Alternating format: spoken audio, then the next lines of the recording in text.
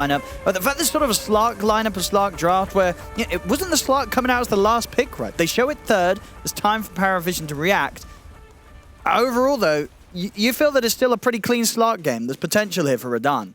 Yeah, I definitely like the Slark. Yeah. It's really interesting because this draft is very similar to PARIVISION versus Tundra's Game 2 draft yesterday. So Team Spirit is basically in Pari's vision. Like their draft, because so Pari last night had Slark and Ember as their dual cores, and they played versus Tundra, who had a Necro offlane. So I think it's pretty interesting that the beasts are swapping up positions, and probably Pari feels confident knowing how their match went yesterday with that. The Necro kind of stomped the Slark in the lane in the offlane, so it's probably one of the reasons why they wanted this offlane. Yeah. And I think Slark is usually really good versus Pango, so it makes sense why they're doing this lane setup. And Pango's fine mid versus pretty much anything. I just don't know if the game will go the same way, because what happened yesterday was the Slark team won. So Pari was the team with Slark yesterday. They won Game 2, they beat Tundra, and they beat the Necro.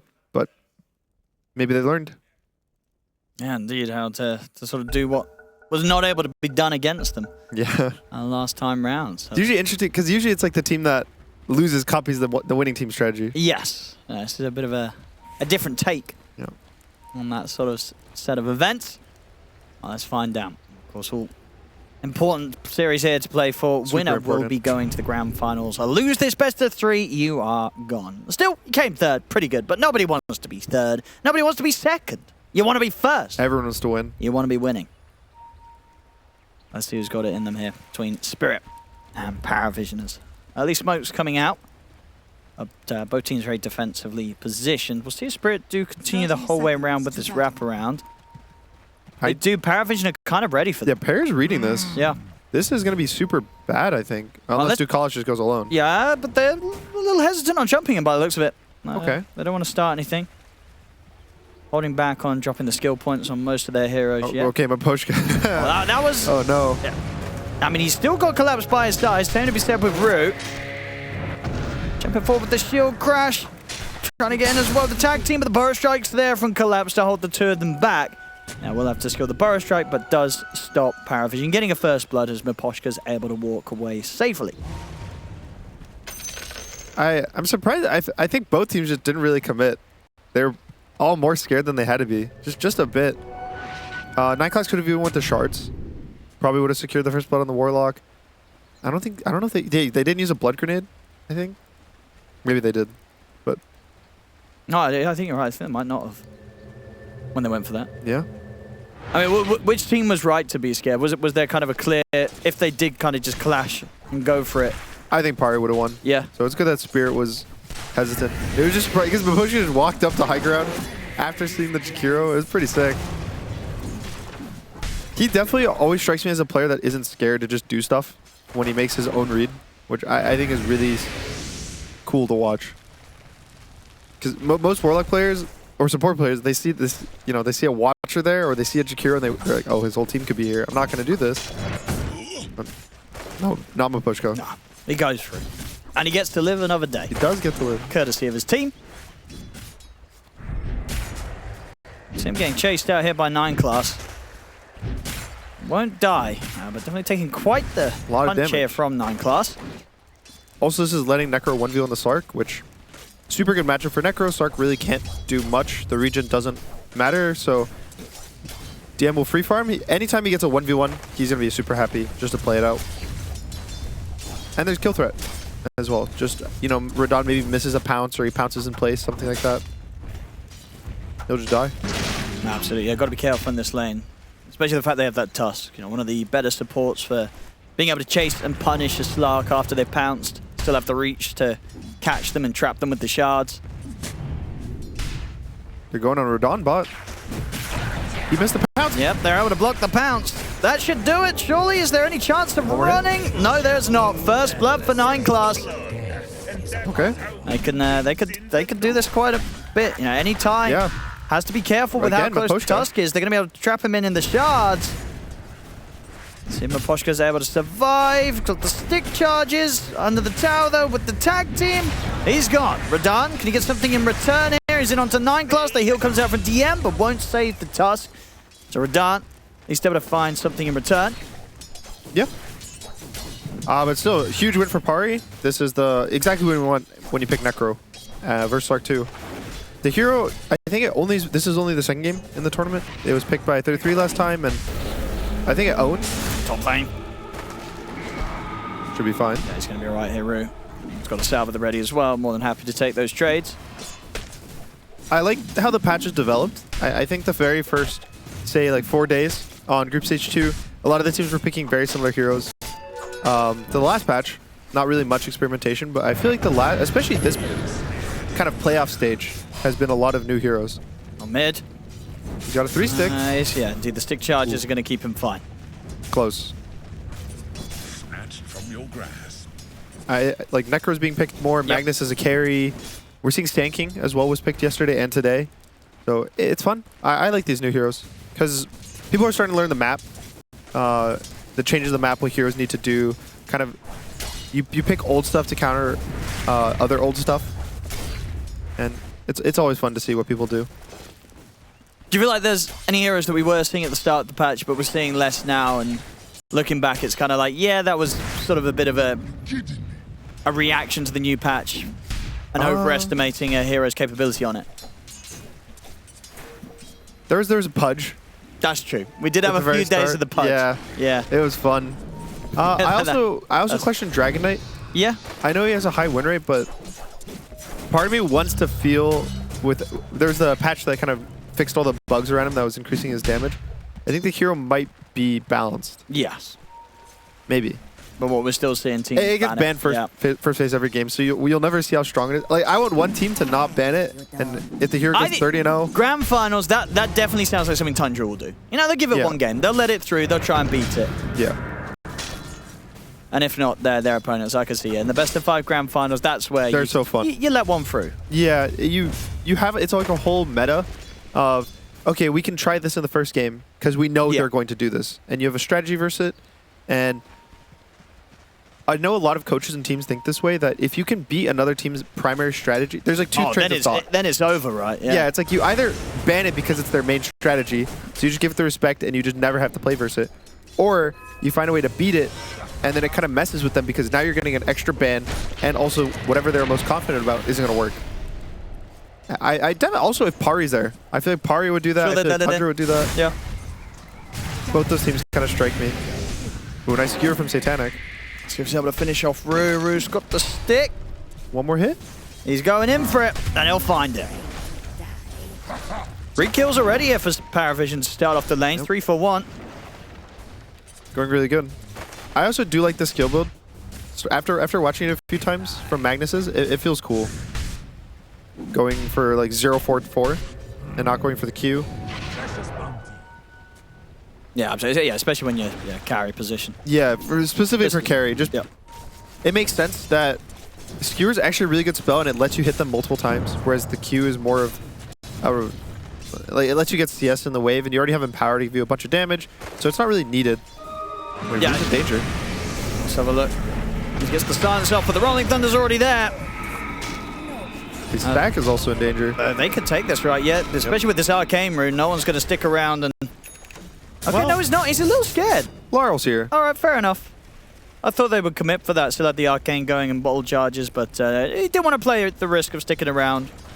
Highly likely that it would have been defended, I guess. You know, Collapse was around, so no one doesn't push his luck. Leaves the stack be.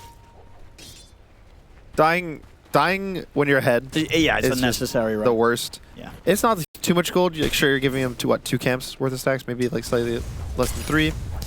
It is what it is. If Ducalis can pressure and steal XP, that's also just good enough. So he's just taking. He's happy. And then we got bot lane. Yeah, Radon is still kind of feeling the pressure. Honestly, his lane is going much better than I expected. Maybe off of that solo XP. Yesterday, when I was watching this game, the Necro was up around 600 gold at this point in the lane. 600, 700 gold. He was kind of stomping the Slark, and in this one, Slark is ahead of Necro. Which definitely, you don't need to stomp the lane, win this early game super hard, and like kind of be ahead as Necro, but it definitely helps. I think a lot of the hero design is being strong enough to go in. He's playing versus a pretty hard team to just feel strong enough to go in. There's just so much magic damage and AoE random damage, silences, slows, and also eventually I think Slark will get a nullifier, and it's going to be a somewhat tough Necro game, but I have confidence in DM. Oh, top lane, they've got the RP ready. Satanic closes the gap with the skewer, locks down collapse. Satanic having a very, very chill, safe lane start to this one. Oh yeah. He's up 1,100 gold in the Sand King. Top net worth in the game, completely free farm. He also has 2 kills. I don't know what more you'd want. I'm worried a bit about the Magnus in the mid game. Spirit's Draft is just one of the ones that I feel like wins games. Looking at it, if you think of a TI or a LAN finals, if you see Spirit's Draft, they're going to win in these high pressure situations because it's a lot of team fight, a lot of easy spells to click, and a carry that can scale, which is kind of all you want in a game. But if Pari just gets ahead like this, they're up 2k gold. None of that really matters when you can't ever fight them. Looking for some action mid. And there is backup. So Lal is not going to be able to completely push for this. 9 class. He's able to just TP in on top of Miposhka. That's the Warlock gone. Lal will be fine, still with Remnants at the ready, so they can't quite lock him down. And still has Rue by his side. Going to continue to try and poke at them in the Fatal Bonds. Chains on to Jukalis. The Ice Pass there. Now with the Rolling Thunder threat, Lal's got to get out. Yeah, no one who will hold back on casting it. Just enough to scare the Ember away. Still super good pressure. Just all 3 heroes have 30% health. They're pretty much all walking bays. It's the power of Ember. Super strong hero. The panel was even talking about flexing it to offlane, which did happen sometime last year when Ember is a super popular hero. But I think often, more times than not, just you put it mid because the hero itself is so strong at this mid pressure in these 3v3 situations mid. Even with it being a 2v3, they end up winning the trade. And it's more of a question of if he's going to have enough impact to deal with Pari's heroes, and I'm not 100% sure. It's going to be, I would say, a lot on the Warlock and the Sand King to kind of have this extra AoE damage for team fighting. Slide of Fist the Rune. Oh, he's got the chains. I mean, Radahn, yeah, he's got to pounce out of this one, but no one will look to chase. Shadow Dance being used here by Radahn.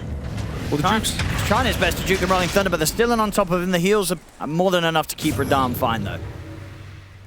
As Radahn gets out, DM was starting to walk across, but there'll be no fight to be had here. Meanwhile, Satanic, this is just, it's getting rough between these two, right? Yep. Collapse. Getting so much less out of the lane compared to Satanic with what Satanic's been able to do. I mean, it's 6k net worth. More than 2k net worth difference here between these two top laners at 10 minutes in. Yeah, and a lot of that has been kind of 1v1. I didn't expect this lane to go this bad. I've seen the Magnus, usually he does good. He has good damage. But getting these kills. But getting kills, 3 kills. Collapse, TP's bot too. He needs to get something out of this. A 9 class, he's gone in pretty deep here. He needs more than this. Maybe a DM. Oh. Power Strike's not going to quite have the range to catch onto DM. So the supports of PARIVISION are dying. The cores, however, yet to fall. So not yet a sort of a challenge that Team Spirit have been able to succeed at. Killing the cores is not going to be easy, apparently. Ice Path. Does catch on to Lal. He's no mana. He's completely out. Shield crash in, Macropire down. Lal to fall. PARIVISION, they have no trouble killing the cores of Team Spirit in this early game. Radahn has the ult. Okay, they're not going to chase. Not going to go crazy. But yeah, I think Pango's off to a super good start in this game. He had Diffusal Blade for that bot rune fight 2 minutes ago. So just burning the mana of the Ember and the Slark is super high value, and it's hard. Spirit just behind. I mean, this is on track to almost certainly be one of the faster Mask of Madness Echo Saber timings on the carry mag. Right? Yeah, definitely. This is crazy stuff from Satanic. Just all of his timings are going to be pretty insane. Look at that. 3 minutes faster than the average. He did skip boots, but still, just to pick Ember matchup 2 is not really one of Pango's best matchups. Usually it's even, he kind of free farms, but to have this good of a game is really impressive. I'm curious what Spirit wants to do. I think so. They have the Mage Slayer on the Slark. They do have the Warlock ult as well. It's probably they have to find the Pango. Yeah. Just like do a chains into the Muerta spells, the silence. You also have the Blink Dagger now finished for Collapse. They need something to be done. But yeah, it's got to be around the blink of Collapse. I think that's the key one. I mean, look at this. It's 12 minutes in. It's a level 12 Magnus. A minute a level here so far from Satanic. You don't see that every day. Not from your safe laner as well. Maybe from the mid when they're popping off, but from the carry. Maybe from a Meepo. Crazy stuff. And maybe from a Meepo. Yeah. Just your position 1, that's some crazy leveling. Definitely. The new Empower facet's looking super solid. I think every time, I think people had to get used to it a bit, Magnus, because it's not that often for carries that play this hero. A lot of them just, it's usually been a mid or an offlane hero, so I don't think many of the carry players have practiced it. I know some have always kind of liked it, and it takes getting used to, just as a hero, to get used to the RPs, get used to how you have to use Skewer. And he's going to go use it on mid, probably. Fortune Rune. Depending on how this fight goes, it can be a really big swing one way or the other. Yeah, I don't know if you want to go for this. It's got to be a crazy jump from Collapse. I said all eyes on Collapse to see what he can do with this Blink Dagger. It has to be some beautiful jump with the Epi to give them the chance to turn the fight in the mid. Ice Path. Oh my goodness. And he goes into Satanic. He's still trying to get away from him. Satanic, he's going to be able to close the gap, and no one still finds him with the Rolling Thunder. Collapse is in. But he's just going to get RP'd, beaten down. He's able to get the burst strike off. So will survive a little longer, but into the Macropie and the shield crash, he still ends up dying. Satanic, he survives. They've lost 3 of them. Radan's trying his best, but at this moment in time, he just doesn't have the damage as the Slug. Satanic skewers forward. They got the snowball onto Radan. A buyback will come out here from Collapse. They're all fatal bonded. He's in with the burst strike. Will manage to take out at least the big one, Satanic. Can he get more with this buyback, though? I mean, DM can stay on top of it. Blade Mail's at the ready. See the TP coming in from Ember. They'll get the burst right back in over towards DM. They will manage to punish the Necrophos as well. So the buyback from Collapse definitely gets some work done. But it's still a bit of a painful moment there for Spirit. PARIVISION. Overall, that's strong. It's something. It's a pretty even trade. It is, but with the buyback taken into account. You do lose gold for the buyback, so it's a slight lead for Pari, but I think just this injection of gold and XP matters a lot for Spirit because of how the game was going beforehand. They do lose their Slark, and they don't take out the Pango, so Pango's still having a really happy game, but I think this was the kind of fight that Spirit needed. A big commit dive where they're able to get all their spells off on the Warlock, on the Sand King, even the Ember. It's more impactful for Spirit that the fight was even. Sure, but I guess that now they don't have like the Golem and such for the Tormentor. Now they're going to lose the Tormentor. Yeah. Yeah, the buyback definitely worth, but not enough to sort of shake up the advantage that PARIVISION have. Yep, the game is definitely still all Pari right now. And look, 5K lead. We'll see if Spirit find a chance to do that again around the next set of ultimates. Bottom lane. I mean, they're looking at DM and 9 class. They are only 2. They're going to try and start something, Radan. And on towards the Tusk. And this should be enough with the silence coming in. Okay, he's going to get the chance to get the snowball off, but there's no way out for 9 class. Blood grenades down. Yeah, no way. They got the stack for Radan. That last fight did kind of encapsulate my concern with the Magnus carry versus specifically Team Spirit's trap. Oh, mid. And with the Epi, is it enough? He's able to get the shield crashed off, but the slight change comes in. It absolutely is. Collapse. Okay. Doing some good stuff here. First with the buyback, now finding the chance to get the solo initiation onto the Pango. Doing his best to redeem what was a bit of a tough laning phase up top against Satanic. They're definitely getting the kills that they need all across the map. The game is not amazing for them, but when you have these teamfight drafts, you have big ultimates, really easy to click spells that just do consistently high damage. Unless the enemy team is unkillable, then the game is always playable. My biggest concern is this Necrophos. I don't know if they can kill him. Okay. I see DM walking through a Fatal's Bonds, Keta Golem, you know, epicenter, and then just surviving with half health. Look at his items. He has Glimmer Cape. He's got Essence Ring. He's got a Blade Mill. He's a really strong Necrophos. And who wants to go on him? No one. No, they can't. But the best initiation is your Sand King right now. And yeah. Collapse, he doesn't want to blow his spells on this Glimmer Cape Necro. No, because if you go in and you use everything on Necro and he doesn't die, you're going to lose the fight 100%. So I think for Spirit, they just want to dodge him, play for... Any other hero is worth it, especially Pango. Pango is probably the best kill they can get, or the Magnus before his BKB. PARIVISION looking for the setup around the mid with the smoke. Got eyes on Radahn. They'll wait out the Dark Pack, try and clip it with the Ice Pop, but the pounce is already there. Rolling Thunder's not going to catch on to Radahn either. So a bit of a failed initiation there from PARIVISION. The question is, if Team Spirit punish it?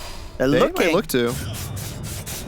And again, with DM at the front, it's just not the appealing target to jump for. Yeah, if they find any hero not DM. Yeah, they would go straight away. They're going to try and see if they can get the wrap around and get an angle onto the team fight that doesn't involve them running into DM first. They've got the Golem, they've got the Epicenter, they've got the tools ready to go. All right, so they're drawing lines. So Ducalis is saying that they're smoking into Satanic and that they're going to go smoke at this top area. And so Satanic is just like, yeah, okay, I trust you. He goes all the way back to his tier 3. He's sitting literally under his tower right now. He's going to go farm this one camp, which... You gotta listen to Ducalis. I was gonna say, Ducalis like, dude, Satanic's like, just this one camp, please. He will get away with it. Yeah, he'll farm the same. Ooh. Yeah. He's fine. Staying as deep as possible. And indeed, yeah, Team Spirit, they don't sweep that far. Now settle for some pressure onto the tier 1 tower. Radahn pushing in. I love seeing map draws. Because you see it in replays too. It's really fun to see when you smoke, or when other teams smoke, what the enemy team's responses are. And Ducalis was perfect, like he was 100% right. They literally smoked this exact 2 camps that he circled on the map. Dota players are smart. They're good at this game. They're kind of okay. Well, these moments that we're seeing Radahn really start to catch up in farm. He's not that far behind that of Satanic's Magnus. Nope. So good recovery from him.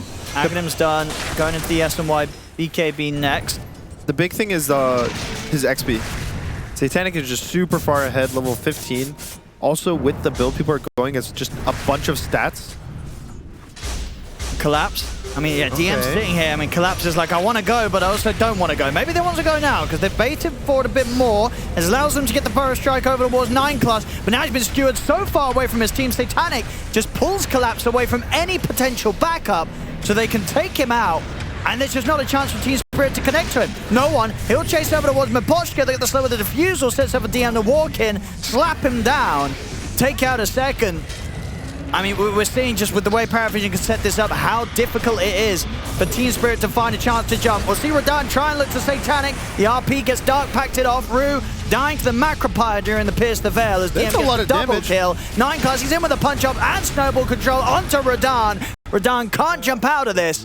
And the buyback from Aposhka is not going to do anything to turn the outcome of that fight. PARIVISION, they take it. And we're just seeing, yeah, it's what you say, just how difficult it is for Spirit to find an angle to start the fight successfully with Collapse.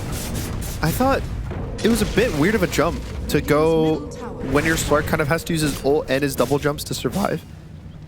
I thought the intro to the fight was pretty okay with Radahn baiting, but the second that they fully commit in and they try to take the real fight, I think it's just too far. And it's definitely a net worth issue. They're behind the gold. They are strictly weaker than par even if their spells, so they just have to play better. It's like this jump from Collapse I think was too far. Look at his whole team. They're all just cut off by the Necrophos. They're all there's a Roshan too, walking through the river, physically cutting off the entire team of Team Spirit.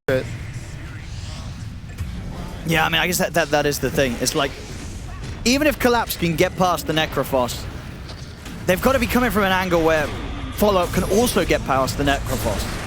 If DM's able to just sit there in front of everybody, Spirit's going to have an issue in each of these team fights. As DM, 4-1 and 6, it's going to pretty much have the S and Y done for the next team fight as well. I don't know what you do. How do you fight around this Necro? I think you just pretend he doesn't exist. Do your best to not kill him. Hope your Ember presses... But you can't walk... Like, in this point, you're saying this is just a bad position of the map to try and do that. Yeah, mid lane's just hard to do these jumps. Also, just let Pari walk into you. I think the fact that Collapse blinks in past the Necro is what makes it bad. Take one of the fights where you never go in until they go in on you. It's a hard game to play. Unkillable heroes are just not that fun. It's the green heroes. It's always the green heroes. Viper, Death Prophet. Are there any fun green heroes that everybody loves? Pugna? He's kind of annoying with the like, healing up his teammates and stuff. No, I won't give you Pugna. Not really. They're all the annoying ones. Maybe Tide. Everyone likes the Tide Hunter, right? He's a friendly fellow. He is unkillable though. Do you notice? It's all the green heroes are really annoying to kill. Or just annoying in general. Who is the squishiest green hero? It's Pugna. Yeah, but he's got the Decrepifying Life Train. But you're right. Hoodwink? Even with the... Is Hoodwink green enough? No. Okay. Not green enough. You're probably right. It's probably a Pugna. But even then, yeah. Still not fun. Well, Roshamp, it's going to be PARIVISION's. Spirit, they won't choose to try and take that fight. As they're looking towards those BKBs, really. Yeah, Radahn wants to get his BKB done. Lulz nearly got his Radiant. Yeah, I was going to talk about that. It's pretty interesting. It's going to be a late one, right? Or he's dead. That's dead. Not much to talk about. Dead for a long time, 70 seconds. What does the Radiance do for you here?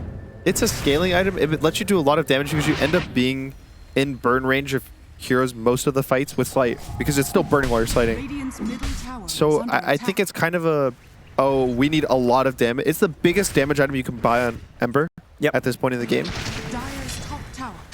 It's also more AoE damage, which will help with the Fatal Bonds. You can see in the last fight, even pretty much with just Ember and Warlock, they almost killed Tusk and Magnus with just the Fatal Bonds kind of near the end, right before Sark died. So maybe if he builds this more damage, also its tankiness a bit, it's fine. I think the biggest timing for Team Spirit will be maybe a Nullifier so that they can actually just kill DM. I don't even know if he would die though. They Nullify him, he gets snowballed by 9 class to lose the game. No, I think they can bail him out. Whoa. Close. That's always risky. You get caught in a punch, you know, Satanic can follow with the RP and you're dead. Doesn't matter who you are. This could get pretty scary pretty quickly. Now we're just 23 minutes in, but you can feel it. PARIVISION already very close to teasing with the idea of approaching the base of Spirit. All it takes. 1 5-man Fatal Bonds. Epicenter, Warlock Golem. We saw potential of that earlier. Oh. That's his courier against Snipe Gunner. Not the Radiance. That's going to put a 2-minute 20-second additional timer on him getting his Radiance done. That hurts. Good news, if they wait out the whole duration. The good news? What's the good news for it? Well, there's an Aegis on Satanic for about 2 minutes and 58 seconds. So, you wait for your Radiance, Aegis will expire. I guess. On mid. Good news is relative. Yeah, Macropire down on a roof. The support's in the backline. I was trying to get in there. Radahn is able to make the jump. Okay. Now, Burrow Strikers, there's the damage with the Fatal Bonds. The supports are gone. Now, what about the cores? DM. Able to jump up to the high ground. No one's got the Rolling Thunder. He's on top of Collapse as well. Collapse caught by the RP. They've caught both of them. Collapse is gone. He was trying to get off the epicenter at the side of the fight, but no one just did not let him. Harpoon to pull back Miposhka. It doesn't matter if you're killing these supports, as the cores of PARIVISION a little too tough for the counterparts on Spirit to tackle at the moment. Imagine he had the Radiance. They actually might have been able to fight this. Just a bit better with the evasion. Maybe someone gets an extra hit, an extra tank. Maybe Collapse lives there. Yeah. Well, unfortunately, who got the courier? Yeah, Satanic got the courier. He was the one who took it down earlier. Honestly, still not the worst fight, getting 2 support kills, but they do lose 3. Yeah, and on the plus side, you know, he didn't get epicenter off, so he's going to have it up when he's back in 10 seconds Collapse. Perfect. But it was the Golem used. That's the big cooldown gone. PARIVISION, tier 2 taken in the mid. They can look to swing around and push down on the top lane. And yeah, I wouldn't be surprised if we see them try and tease for the high ground push. with this last minute of the Aegis. They're that strong right now, PARIVISION. There's a Tormentor up, though. Who needs high ground? Ooh. He's jumped in for this.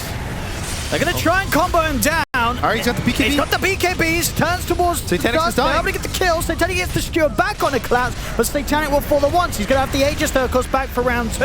Radan's got to be careful. Lal trying to get onto no one, but no one's able to get the Rolling Thunder off. Gets the angle onto Lal. Lal gets shredded here by the Pango.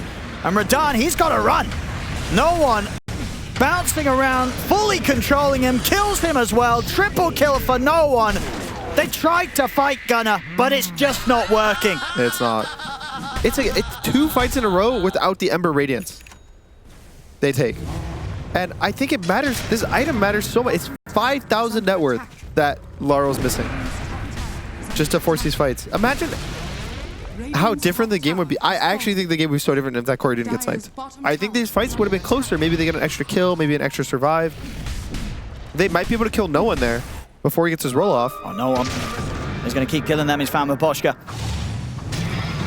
Another one here for the Pango. No TP for you, Maposhka, with the Ice Bath coming in from Dekalis. And Pango's looking really good. The panel hates Pango. Why does the panel hate Pango so much? It's because the numbers aren't good, right? But those numbers are across this patch and last patch. And a lot of games from a lot of teams that just weren't too great. So I feel like the stats are kind of skewed. They're fake. Fake stats, yeah. Because when you see it in the hands of someone like no one, looks pretty good. I'd also definitely... I think he's okay. Yeah, they had to chain him in the silence. If he was like stuck in this silence getting perma-silence, they could get him. Even then, though, right, they don't have any vision on this high ground, so it's risky trying to commit for him. Is he going to chase Rue? Well, this is... Oh. He might have been died there. Maybe not. Rue probably will die here if he's not careful. Yeah, Laro, go get the shield rune. There's a shield rune there, Laro. Wow. Did he just get baited? He's dead. Rue, is he out with the CP? That was a sick bait. Do you think that was a sick bait. Wait, you think Rue passed him and actually said, "Hey, bro, there's a shield rune. Go get it." Oh no. Rue was standing on the shield rune, and he's like, "Yo, Laro, get the shield rune." Oh no. And I was like, "Okay, I'll come." Oh no. And then Rue lives too. Not like this. In those, sometimes you gotta die for your core. Sure. You die with your core at least, because you know people feel better when it's like a team game. You both go down. There's that push. They'll have Ember back up in 20 seconds. Yep. And then they will have all the ultimates. Golem, the epicenter, it's there and ready. With the fatal bonds as we've seen, they can make the play. They're going to try. Here it is. Chain stunning down Satanic. Snowball. It's going to come out, give them a bit of safety. Gets the Harpoon. Steward back onto the 2 cores. Collapse is gone. Radan did get the BKB off beforehand, so we'll get the chance to pounce back up to the high ground. Ember's up. But it's another trade that, again, just does not favor that on Spirit. I guess on the plus, they push back the push coming in from PARIVISION. They defended. But they're losing a core, only getting a support. Dekalis, he's out. Radan doesn't see him in time to catch him with a pounce. They're going to try and smoke, though. I feel like every single fight, they're missing some component of their fight, whether it's like the Ember's Radiance or the Ember just being alive, or maybe the Sand King just kind of dies. I haven't felt like Team Spirit's made this one really big hit move that they've all clicked all their spells and see what happened. And it keeps, you know, the later and later you wait, at this point now they're down 16k gold. It's way easier to say, oh guys, we should just click all our spells on them when you're down 3k, 4k, 5k gold. 16 is a lot. That's a big number at this point. And they just haven't been able to take that much from PARIVISION in terms of objectives or map pressure at all. You know, we're 30 minutes in. Spirit's only taken the mid-tier 1 tower and the top tier 1 tower. There's still a tier 1 on the bottom. Yeah, only 2 towers at this point is not good. That's one of the reasons they're getting out-farmed, just amongst everything. Slark has also not felt that scary in the map. I don't think Pari's felt, oh, this guy's just constantly scouting us, jumping us, poking us, even killing. He kind of only is able to fight in team fights, which is basically Slark's worst fighting is team fights. And I guess that's something as well to do with the heroes of Spirit. They don't, you know, which of their cores wants to hit tower? They don't. Not really any of them. Is that something that's overlooked sometimes, you think, in drafts, or it doesn't really matter if you have a hero that's going to be able to take towers? in the kind of the first 30 minutes of a game. How important is that? I think if you have heroes that push out lanes very easily, Yeah. or play the map, it doesn't matter because you just once you get enough gold, you can any hero can push towers. So if you think like Ember mids, Slark mids, little jump. So yeah, doesn't even get the chance to touch the ground again after he gets punched up by 9 class, dies that quickly. Yeah, they gotta. Someone's got to get back for a defense. There's no tier 2s, so they could go for the tier 3s and racks on all lanes here, PARIVISION. Yeah. There's nobody at home on Spirit. They have to come collapse. home. Here we go. 7 seconds for the chaotic offering. BKB. Oh, they're going to fight Radan in the trees. No one checks out the tree line. Radan's got a BKB and Shadow Dance to start off this fight. They'll jump off towards Satanic, but it was an awkward start there from Radan. Awkward start for both teams. It really was. You know, Satanic wished the RP. Radan gets forced to BKB and Shadow Dance whilst he's kind of stuck in the trees. I don't like this chase though. It's a risky chase, but they feel they've got to take the risks right now. His Spirit. Radan's in. He's got the Depth Shroud. I'll have Shadow Dance back in a second as well. Wants to see if he can keep chasing, but DM sort of baiting him there, teasing him in. He's got the Ghost Shroud at the ready. Collapse, he's in with the combo, but does he have anywhere near enough damage to threaten DM? DM's able to jump over to the side, get out of there safely. They'll drop the Golem down, and no one's able to roll up. Satanic gets the Skewer back onto Collapse, takes him away from the team, and takes him out. Radan jumps in onto no one. They'll catch no one with the silence. They'll kill up the Pango, but can they escape as Satanic turns towards Radan? Radan gets taken out. DM will finally fall, though. Okay. A Spirit. They're more than happy with this. And they get a +1? This is the best trade that they've had so far this game. And it's not over yet. Oh, Satanic's gonna go? They're gonna come out. Jump forward from Satanic. He's in with the silence on a Rue. Rue's gone. The Satanic, he committed in for this one, Lal. Turns towards him. And Satanic will have to skewer away. He'll have to snowball over towards Lal. Ooh. 9 cards able to get the snowball blink off. But that was close. Satanic did nearly come to an end at the end of that fight. Yeah. And a really cool thing, so Lauro actually, right there at the end, he drops his Remnant because he thought that the Tusk and the Magnus were going to commit to kill him. And he was getting ready to like buy back and get a double kill. But they end up being too scared. And honestly, a really big win for Spirit. That fight was... it was a bit scary to make the call to chase. Obviously, there's no RP. There's no Pango roll. So they're kind of fighting into a lack of 2 major ultimates from Pari that are all this control. And they take the fight. I think that kind of shows the amount of damage that Team Spirit has just built into their heroes. Just based off their spells, based off the AoE of especially Fatal Bonds.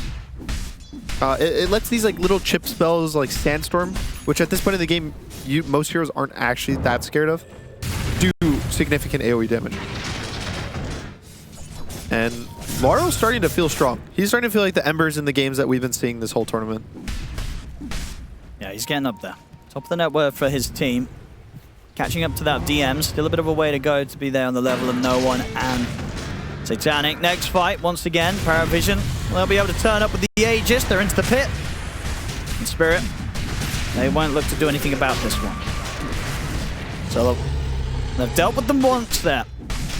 Can they do it again? And can they do it into the Aegis on no one? I think they have to ignore the Pango. Either they focus him and he comes back a second time and they won't kill him, or he uses roll and he's kind of much less impact in the fight. In an ideal world, what happens is Satanic blinks in, trying to be aggressive. He gets stunned by maybe a Warlock Golem, and then they Fatal Bonds and they kill everyone when they try to help Satanic. He's so tanky that he's just this body that splits the damage up between everyone. It's like they have to do so many things, and you think of Pari, it's like, okay, Magnus, just solo RP one of the cores. Just 4-shot him. DM, don't die. No, when you have 2 lives. Like, it just, there's so much pressure right now on Spirit to be able to kind of win these fights. It's hard. Pari gets to talk about in their comms how they want to move on the map, the timings they're waiting for, like the more casual, important things. Whereas I think a lot of Spirit is, how do we take this fight? Who do we focus? What spells do we have to use? Do we have to bait stuff? It's a lot more that's on the plate for Spirit.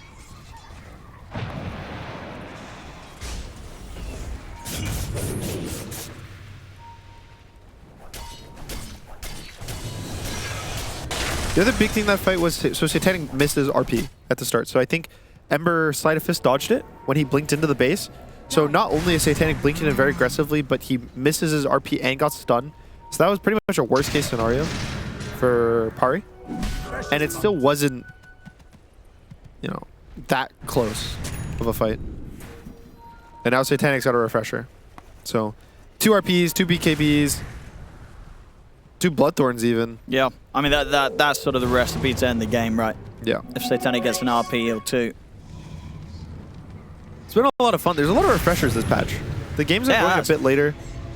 I like it. I expected the patch to be much faster with the new way that jungles are. He's gonna get collapsed. You got the buy. I thought the map changes would make it faster, but it feels a bit slower, which is pretty surprising. And just these like late game heroes, AoE team fighters, I think the tanky heroes got a bit nerfed, so now it's back to this. You have one tanky guy-ish, and then a bunch of team fight behind him, rather than just 2, 3 tanky heroes that all fight together. Here we go. No one's in. Tanking a lot in, but of course has the Aegis. He's ready for round 2. Satanic's watching with the side, see if he can find any sort of jump. They're going to try and look for Radan, but Radan's able to get the Shadow Dance off and escapes. Jump forward now from Lyle. He's in aggressively on the front lines. They've got the punch up. Lyle's got to be a little careful here. There's obviously that potential Satanic pressing that refresher, coming in with a second RP when he sees necessary. 20 seconds still until Collapse is back in. Miposhka will fall. Satanic jumps forward. Now the buyback comes out from Miposhka. Collapse still wanting to hold back on his for the next 10 seconds. Satanic falling low. Put the refresher now. He's going to be ready to jump again soon. Does have the Fatal Bonds on him for now, though. He can't blink as long as DM is bonded to him. And Collapse is back in. They have to be aware of this second RP threat that's coming in from Satanic potentially. Jump forward, the stun. The silence onto Lau. Lau gets caught. There's the RP onto the 3 of them. Radan, he'll be able to get the dart packed up, but Rue's gone. Come out with the buyback immediately here on the both of them. Radan looking towards DM. DM will get chased down. The glimmer's there, doesn't matter. They've got the vision with the sleight of fist. They'll kill DM. They'll look to Satanic. They'll also catch him on the escape. To Spirit, they'll get the cleanup. Do have to spend quite a bit for it. It's the triple buyback. Miposhka, Lal, and Rue paying to get back into the game there. They keep the game going. They get to live another day. Look at the damage from Miposhka. He did the most on his entire team. Doing 8.6k damage. Just the bonds, you see the whole screen is covered. No one knows what's happening.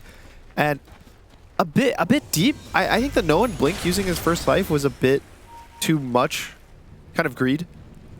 That the Aegis kind of gets wasted for nothing. And still though, it does end up costing them a lot. It's 3 buybacks. That's a lot. It's not a cheap fight win. And the big one is Laurel. Laurel having to use his buyback that was kind of their trump card, I would say, for a fight. You want to be able to use this buy because he gets the remnant after he dies to just secure the rest of a fight, and they've used it. So now the next 8 minutes, they can't. Laurel has to play even safer. If just 1 RP, 1 punch from Tusk kills him, the game might be over. Absolutely, yeah. This next, it's the classic next sort of 7 minutes where it's so stressful. If they can live through this, Spirit, then the chance of them being able to turn this game around really opens up. But they have to survive this next 7 minutes. There's no Magnus, 20 seconds. Radan looking for Dakalis, but it's a little bit of a bait. Yeah, Radan has to put the Shadow Dance and run. No one's going to try and chase a little bit. Has to be careful themselves. Collapse is waiting to back up Radan from the side. I think the thing that no one didn't respect in the last fight was the Orchid. Either he didn't know it or didn't see it. He has nothing to dispel silence. So an Orchid from the start on him was pretty much a kill unless the Tusk is able to come in and save him with a snowball. And same for DM, I think. Yeah, DM has no way to purge the Orchid either. So it's a really cool Orchid from Radan. He bought it pretty late. Usually people buy Orchid as an early item because it's relatively cheap now. But he buys it after all the dispel slots are already taken up. And so no one really is going to have it besides Satanic. And now you see even DM is going to go for a BKB next item. I also think something interesting is due to the Lotus change, that the bigger Lotuses are way easier to get now. It's actually a big buff to Necro. Because I think it's you heal more, right, when you're in the Ghost Shroud? Yeah, quite significantly more. Well, 90% more, yeah. Yeah. At max level. I just know some heals are weird with it, that some are like flat, but I'm pretty sure with Healing Lotus it works with Ghost Shroud. Yeah, so it's like I think popping a health. Lotus is like popping a wand in terms of the restoration. So sure. Honestly, these little changes people start noticing after playing the patch. You start looking at your inventory like, wow, okay, I actually have these 900 health Lotuses. Maybe these heroes are good with it. Maybe Oracle? Maybe we didn't. That was unpicked right this tournament, or did we get one game? I think Liquid won a game with it. You're right. I think we did. I definitely feel like there's a Liquid Insania Oracle. Radon? This is a weird positioning. I mean, they get the job. They're doing a lot of damage here to Satanic, but he's still able to get the BKB off. And now trying to get the angle. He's got the RP locked down on towards Radon and Collapse. Radon looking to beat in towards the second RP onto Collapse alone. It's enough to kill off the Sand King. Satanic will steer them away, but he's surrounded. Satanic falling low. He's out, but he'll buy back straight away. He knows that if they take this fight, the lack of buybacks on Spirit are going to hurt them big time. Gets the jump onto Miposhka. Miposhka's out. Lyle, he'll be able to TP away. Rue also will survive, but it's just the two of them now. For the next minute, Lyle and Rue against the world. They're able to get one bounty rune. It will be Stark's buyback. I mean, can anyone get out there? It's got to be Lyle, but there's no bounty to grab down it. Yeah. It's gone. This push could be pretty devastating for Spirit. They're doing the couriers. The 33. Radiant's courier has been killed. They didn't grab the whole wave, so PARIVISION aren't going to care too much. Still got a super melee creep coming in. A couple of them here. The bottom lane, it's already there as well. It doesn't matter. 20 seconds till collapse. We'll see how much damage PARIVISION can do before the respawns come in. The bottom racks is going to be gone. See if they're going to have time to look towards the top as well, get the mega creeps. Yeah, I don't know if they can end the game, but mega creeps is definitely possible. Definitely on the table by the looks, but they've got the fortification. Depends how scared they are of collapse. I wouldn't be that scared. Collapse would have to blink in and commit, and you don't want to commit until the Warlock's up or the Slark. He could sacrifice himself to make space for Radon, but it's asking a lot. Maybe they're actually able to hold. Okay. Satanic's scared. I think he has no BKB, right, still? Or I think it just came off cooldown. And no buy. And again, I feel that they still feel there's not too much pressure, because it's not like the buybacks from Lala coming up super soon. It's still 2.5 minutes on the potential buyback cooldown for the Ember Spirit. Also, Roshan's up. Oh yeah, there you go. Then get the Rosh, get the Aegis. You're gonna have the time to push in with this Aegis, whilst Spirit don't have the luxury of everybody on their team having buyback. I wonder how much the Rosh change that you can see the general timer matters for players, because there's a whole big thing of you shouldn't go high ground or force stuff when Roshan can't spawn or is about to spawn, because it's a huge throw. Let's say they push that high ground and they somehow get wiped, then now not only did Spirit wipe them, but they also get Roshan. So it's like a really big risk. And I feel like now it's just way more obvious when you're playing the game. There's like this really big numbers, and it's like Roshan can spawn on the bottom pit in the next 2 minutes. It's way easier to think about.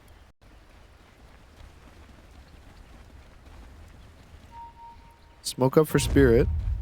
Double smoke. All 10 heroes are smoked. That's so scary for Spirit right now. It's all about whoever gets the jump. So DM's smoke gets popped. He also pops the Embers just with the sleight of fist.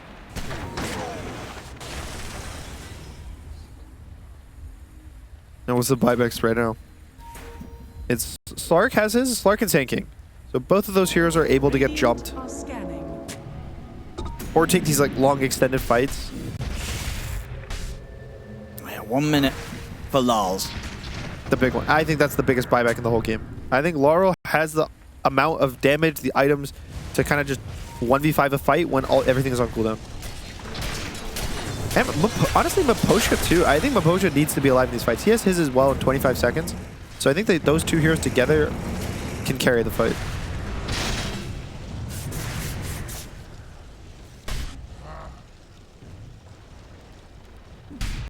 Scary stuff. Radon also almost level 25.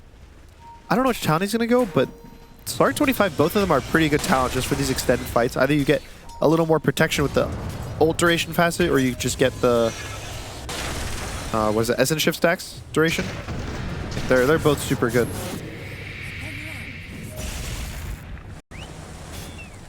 these moments that they're able to sort of hold the high ground and not give opportunities for PARIVISION, it is buying the time for these buybacks to be there. They're going to commit. No one's going to get in first. Look towards Radahn. Satanic trying to get the follow-up. They're going to turn and get the bash up to him. The golem gets dropped down as well. Dead. Satanic's gone the once. That's the Aegis gone. The supports.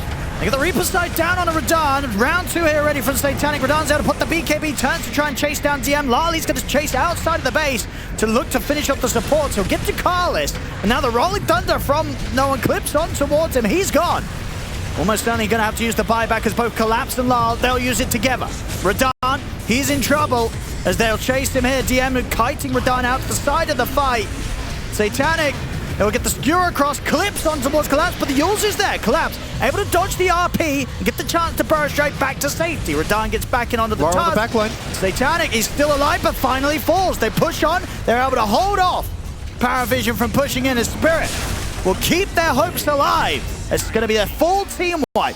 They had to expend the 3 buybacks, but the top racks survive, and now it's their chance to get back out on the map, get the pressure going, and maybe see what sort of buybacks they can force out from PARIVISION, because they'll know from the timers. 2.5 minutes still on that of Satanic on the Magnus. And Tusk. And the supports, they're not coming back. Yeah, they know all 3 of these without buy are timer-based. It's not gold. So they're going to know this. Is there a rapier possibility for Radahn? If he sells something, yes, absolutely. Yeah. They're doing the couriers. They are. Every team now. Dire's courier All right. Can they do it here? With this little bit of a window. It's not going to be easy. It's hard still. And they don't have any crazy pushers. I mean, they've held on this game brilliantly here, Spirit. Yeah. There's about 23 minutes in where we saw PARIVISION already eyeing up the high ground, but here we are, 47 minutes later. Laura bought a Desolator. They want to end the game right here. They're going all in. Tier 3's gone. They know that these buybacks are on cooldown. They're going to try and move towards the Tier 4s. No one's starting to hold them back here with the Rolling Thunder. He's going to go for clearing out the creep wave. The backdoor protection, it will take a little bit of time to kick in. Yeah. So the Tier 4s are going down. The first one's full, and they're onto the second one. And now no one has no role to kind of hold them off. Backdoor protection will kick in pretty soon, I think. Yeah, there it is now. And I don't think they can end through the backdoor protection. They can kill DM through it, though. They can certainly look for the Necrophos kill. They're going to try for that, but the respawn's now into play here from the Tusk. In with a punch-up. They get the lockdown on the Radahn. Radahnn's out. But he still has the luxury of buyback. Lal, however, does not. But he's got backup. Collapse. In with the 3-man burrow strike. PARIVISION won't be able to finish off Lal straight away, but DM still on top of him. The damage coming out from these pulses. It will kill him. Lal's gone for 2 minutes. But DM, he may fall as well. He does. And neither of those cores have buyback. Oh my goodness. Both of them. No one in DM gone for 2 minutes. But Satanic is in with the RP. The Ice Spark to follow up. But does he have the damage to finish off these kills? He'll get the Moeta. But Moeta's got buyback. And he couldn't kill off Radahn. Radahnn's fine. Satanic's out. They might have just done it here. There's no cores for 100 heroes seconds. Gone for over Radahn 90 seconds. 9 classes trying to finish up the job, but he can't. 4 heroes gone, no buybacks. Just hit the Ancient. And GG. It's over. My goodness, I have never seen a team hold on that well and that long as Spirit did here today. And then close it up. What? The whole game. There we go, straight into the action here in Game 2 as we're looking at a first blood opportunity as Lal's been caught out and he's gone. First blood for Ducalis. Had to start this one off with PARIVISION. And maybe even Maposhka dives at the ready. He'll live. Still. They get that hot start. Dive is like first blood. You get the Phoenix, you got to dive. He's useless level 1 in the lane. The hero's already a bit weak in the lane, so yeah, huge win for Pari. Who got the first blood? It was... Okay, it was Ducalis. So not a crazy one. But first blood's a first blood. And so what do you make of this? Were you sort of surprised seeing that morph come out, or is this something that that does, as you say, make a lot of sense because of what you're looking at, the sniper and things, the gap close? I think I was a bit surprised, but with the bans that they did, I thought it was pretty good. I thought Lifestealer was good, but it got banned. Dawnbreaker for offlane was good, but it got banned. And so they kind of wanted a hero that's either mobile, that can jump the sniper in the backline, or an offlaner that kind of also provides that. Oh, no one. Ooh, nice shards.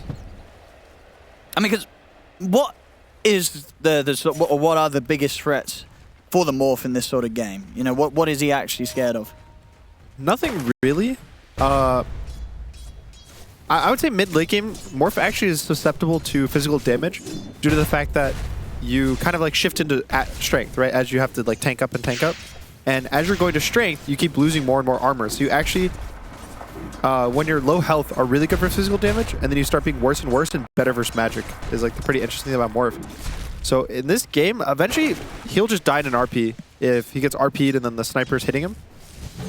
But pretty much for the first, I don't think he's gonna die the first 30 minutes of this game. Sure. That's a late game thing. Because you're looking at this lane setup and more Phoenix. That's a pretty secure duo down here. Pretty safe lane. Yeah, he should just free farm. Maybe he's not gonna stomp the centaur early, but when he gets this like treads is the big timer for Morphling. Treads level 4. That's when you're completely fine. The big thing is Miposha doesn't have his W, so that's this like really big window for Pari to have a lot of impact on all their... Miposhka. He has died. He's just baiting as much as he can. He's baiting a lot. Yeah, living on the edge there, Miposhka. He does have Dying Light. He might go if he's crazy. Now, you can tango up and maybe look at it. He just needs level 2. The second he gets level 2, sure, 9 class can die. Top lane. And they get the trade there. Satanic trying to step up. So obviously can't threaten collapse too much underneath the tower. Looking around the other lanes, the mid lane so far. Lol. A little bit of a lead, but very close off the back of these last few waves. Yeah. And this is something that, as the levels come in, what you expect the sniper to be able to harass the Shaker out of the lane? Like, or does it never get that bad? It usually doesn't get that bad. Shaker's one of these like really good heroes at securing lanes stable, because you have every W is 2 last hits to secure, because you'll get one with the aftershock damage, then you'll get one with the right click, even a deny. So more often than not, you just end up losing these lanes very slightly. I think that it's not going to be anything crazy here. If he gets ganked by like a Tusk, yeah, it's going to get really bad for Lara, really gross. But in a 1v1, maybe like 55-45, just like a slight sniper advantage. There's definitely way worse matchups that sniper just crushes. Radiant's courier has been killed. Yeah, I'm excited. I want to talk about the Collapse TV. I really like this hero as an offlaner. I think its whole like design is super cool. You have either a save ult or just like this aggressive ult used on the enemies, and he scales really well into a core, but you also can play him as this tanky hero. People will buy pipe on him. This game is a really bad pipe game, so they're not going to. He's probably not going to buy it. And just like your ability to farm the map and be aggressive seems. It always seems good when your offlaners can end up being the second carry in this day and age. Yeah, that's definitely something we've seen Collapse do on this role, on this hero. Many a game. It is not a great Terrorblade reflection game, though. There's no cores that really jump out. I guess the sniper, it's decent versus because it'll just kind of kill himself. But like Magnus, a lot of his damage comes from Empower, so that one doesn't really work. So it's more. I think he's just gonna end up being 2 carries for the side of Team Spirit. 9 class. He's looking to see if there's a chance to maybe help out, get a kill in the mid. I'll drop the shards, but a bit too deep in Lalt. Not going to get grabbed by this. Both teams bringing that support focus around the mid lane. Fisher in to block off 9 class. He's got the snowball to get over it, though. No one. Ooh.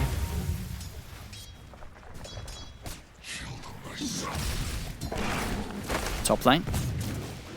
Trying to see if they could get the leap in to set up for some startle damage onto Rue, but wasn't the case. He's getting blocked by the illusion. Just a bit. Nice bit of micro. They've got the Metamorphosis as well. Satanic's going to have to keep walking away from this. Oh, he has no skewer. And the Blood Grenade caught onto him. They'll get the kill out of this one. I mean, sure, Rue goes down, but Collapse, he won't be too sad about his support falling as he gets the job done. Also able to bully back to Carlos quite the bit as well. In the mid. Snowball forward on Miposhka, but under the tower, not going to happen. And 9 class will take a lot of damage from those spirits on the way out as well. So Miposhka can stick around, soak up some XP here under the tower, whilst Lal heads back to reset. Get his health and mana back up. What's a good read on top? They know that he doesn't have skewer, because I guess he used Q on the wave, which is, again, most Magnus carries aren't really even going for the shockwave at all. So So just good read to take the go. I thought they were just kind of like having fun with the harass and just trying to bait out a skewer, but easy kill. Lanes are very different than the last game, especially Satanic's lane. He's losing to this Alpha Terribly by about like 200, 300 gold. Well, maybe it changes. Ooh. I'm going to see if they can get the kill opportunity, but the skewer doesn't connect. Collapse. He's got backup coming in. The snowball forward, dive across, He's collapse. tanky. He's able to survive through this. Can try and stand his ground and punch back at 9 class. Collapse will finally fall, but it does cost them the 1 life in return. Let's see if PARIVISION can try and turn it into more. They're looking to jump in, close the gap on Miposhka. They will manage to bring the Phoenix down as well. So the move works out, and they get things looking a little better now for Satanic on this top lane. Yeah, definitely a much needed kill. Also, bot wasn't there. 9 class is kind of just leaving his lane. He's going mid, he's going top. There's no really big lane pressure bot into this Morphling. So you're going to see DM's able to free farm, and Radon's also able to free farm. They're just going to have like super high net worths on the bot lane, and the supports are going to be trying to do as much havoc as they can between mid and top. Yeah, Lars starting to fall behind quite a bit. It's not going to be a super quick blink dagger this game unless they can get some stacks going for him. And he's looking at DM. DM's super low. You don't want to chase this. Yeah, Radon's going to give it up. He doesn't want to waste any time on that, especially with DM having potential backup. 9 class was around, and no one was ready to offer up an assassinate hit if required. Yeah. Top lane collapse. Pushing forward pretty fast. Titanic's going to turn towards him with the shockwave and the skewer. And indeed with the sniper coming in to help out. An easy kill, but no one to peep. Good reads. Just constantly killing the Terrorblade. He's not tanky in 2v3 situations. In 2v2 situations, he's really strong because he has super high armor. And he kind of can play around your HP at a low number. But when you bring in this third hero, it's just too much damage for Terrorblade to kind of survive. Unfortunate one there for Radon as well. Had his courier coming out with a Morbid mask, was coming straight across the wave, so DM's just able to idly take it out. So no mask for Radon for a little bit. What's with Team Spirit and kind of losing their couriers? They keep losing big ones. There's the Radiance last game, now his Morbid mask. This one's not as bad. That's true, because he's full HP, right? Yeah, at the moment, so he's not too... and he's not getting pressured by any heroes, so... You can farm the exact same speed with or without it. Yeah, yeah. You'll just sit around like 50% HP instead of full. So. More just a funny... Maybe it's a party strategy. They're intentionally thinking, all right, guys, how do we kill every single courier of Team Spirit? Probably not, though. I don't think that's a... You never know. I see you never told us about killing courier. Well... If there's like Weaver, you talked to Lelis about. Oh yeah, I mean if you got a Weaver, that's different. A bottom DM. So we get the Stampede off. We'll make it away with that one. He's getting away with a lot of creep cutting, a lot of pushing, but still, even now, with all of this, he's still behind the Terrorblade. Satanic has caught up, so now he's just top net worth in the game. And even Sniper, like both of the big cores for Apari are having super solid games. I mean, Sniper's, no one's crushing it. Dive forward from Miposhka. They really want to try and do something about this Sniper, but that's not going to cut it. PARIVISION, they're perfectly fine. Spirit not able to find a way into that fight, and now Miposhka's in trouble. They just jump over towards him. They'll snipe him down with the Assassinate. More money for no one in this mid lane. As it does feel like Spirit, they were bringing in resources there because they're trying to find somewhere safe for Lal to farm. As he's not going to get it from that mid lane. This Blink Dagger, as I say, is not going to be some crazy timing. Got to hit the jungle and slowly farm it up because turning up to mid seems to just not be an option right now. I think a lot of this was the fact that it wasn't this 1v1 mid where he's able to just kind of like free farm walk mid. 9 Clash just dodged bot, going mid, and they're just winning these 3v3s. I mean, but Poshka TP's straight into this one. He's gone. It's tier 1. Not a place for Spirit to turn up apparently. PARIVISION, they have full control around this tower. Not even Rodon is here, trying to help. What is he gonna do though? I mean, he can't make a play, right? No, because Sniper is night vision. So Sniper is gonna see the Morphling before he even sees him. He'll just wait out the power rune. It's gonna be a haste rune to get him quickly back down towards the bottom lane. But yeah, mid lane, ain't nothing happening anytime soon that's favoring Spirit. As this tower going down. It's just dead. There's nothing. Yeah, you don't want to turn up here if you're Spirit. You got to let this one go. No, you give it up. Laro's just having a rough game. I think with the constantly having a support mid after what, like 5 minutes, 4 minutes, just being in this 2v1 mid, you also lose the 3v3s mid, so you can't bring your supports. And then missing that kill on DM, it's just a lot of stuff is kind of missed over and over. Still, the Silent Cores aren't having too far off games. Like the Terrorblade and the Morphling. Their games are still both decent. I think the deaths definitely hurt Collapse. Made his game not as good as it once was. Wait, echoed the Ancients. Okay, I got worried. There was a track record. When we did have some crazy echoes yesterday. Yeah. From Lala and Spirit. I just heard the the really sad Echo Slam voice line. Wait, which one? What did he say? Echo Slam. Oh, it's like a little question mark at the end, little dot dot dot. I love the heroes when they miss their ults. There's a lot of good ones. I feel like Kunkra has a lot of lines, right? When the boat doesn't connect. He's like, that was a fail boat. That was the fail boat. That's a good one. That one though, sometimes you just use it for the run buff. Well, that's the thing, right? Sometimes he says it's a fail boat, and it wasn't. It's like, bro, it did exactly what I wanted it to. Or you get the Marana fail boat. When you like arrow creep in the jungle, you get a big creep, and then she's like, whoops. That one they fixed, right? Did they fix it? I think with her and Pudge, they changed it so you don't trigger the negative ones now when you hit creep. Okay. I might be wrong on that, but I seem to remember there was maybe a patch where they changed that, because there was a long time where it was triggering all the time, and indeed, it was very clear that you were intentionally trying to nuke a creep. I think they changed it so that I'm intentionally nuking these melee creeps in the lane. It's Satanic. He's going to try and go for Rue here. Should be a free one. Indeed, we'll get it. Lal does have an invis, but of course Echo's still on cooldown. Might manage to find the setup. Sentry's down. Yeah, they know. So this invis is not going to catch them by surprise. Collapse still trying to push forward. Radon is here. He really wants to get involved in some action. But as pretty much as soon as he turns up, he's leaving. Knows that nothing's going to happen up there. After it was clear that they were aware that Lal was making moves with the invis. They need to find a good place to fight. This bot turn is not it though. Radiant's bottom tower has fallen. I don't really know what you want to do for a Spirit. Like, what's the game plan?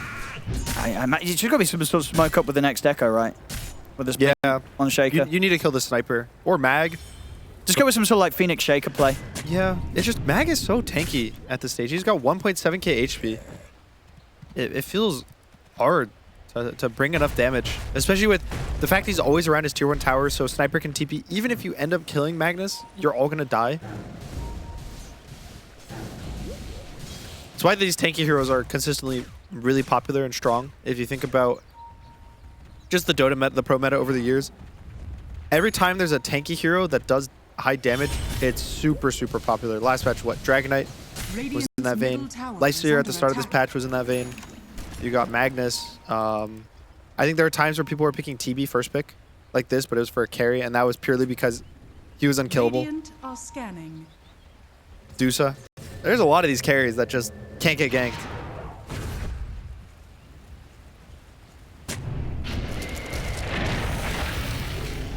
Smoke soon to come to an end. They don't find anything with it here, Team Spirit. Heavily grouped up, the 4 of them around this top tier 1 tower. A Blink Dagger now available for DM, so PARIVISION, they can also look to make moves themselves. I was thinking, even if Spirit get the jump, Stampede's going to be at the ready, so they have to be sure that they can kill someone during the chain stun of Lal. DM uses his TP, so he cannot be top. Maybe this is the 45. Also, Team Spirit knows. They saw him TP, but nope, they're all going to TP bot. Actually, 3 heroes. I mean, our Spirit are going to go back for the Twin Gate and try and contest this Tormentor. I don't think they have what, Echo Slam and Supernova. Yeah, but then you're going to be taking the Tormentor into an RP and a Sniper with the DD room. That's true. It wouldn't be pretty if they went through that Twin Gate. Radon should try it. He might live. Yeah, they're going to let PARIVISION take this. Radiant's bottom tower is under attack. 9 class with the shard. His Q's level 1. Owen on the Tusk. That's the most feels bad. You get shard for your spell that you have to get later. Now, at least your lowest skilled spell is a little more useful now. That's true. Yeah. You can't have it all. 15 minutes in it's as a better support. than Ducalis getting crit on his leap. That's very true. There was a worse shard Very he true. could get.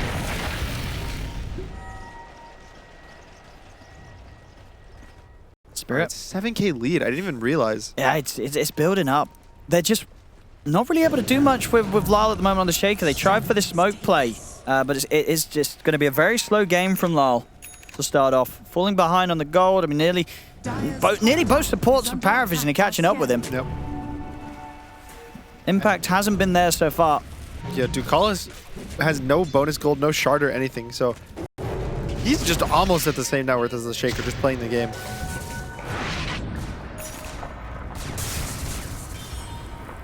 They need to get a fight going.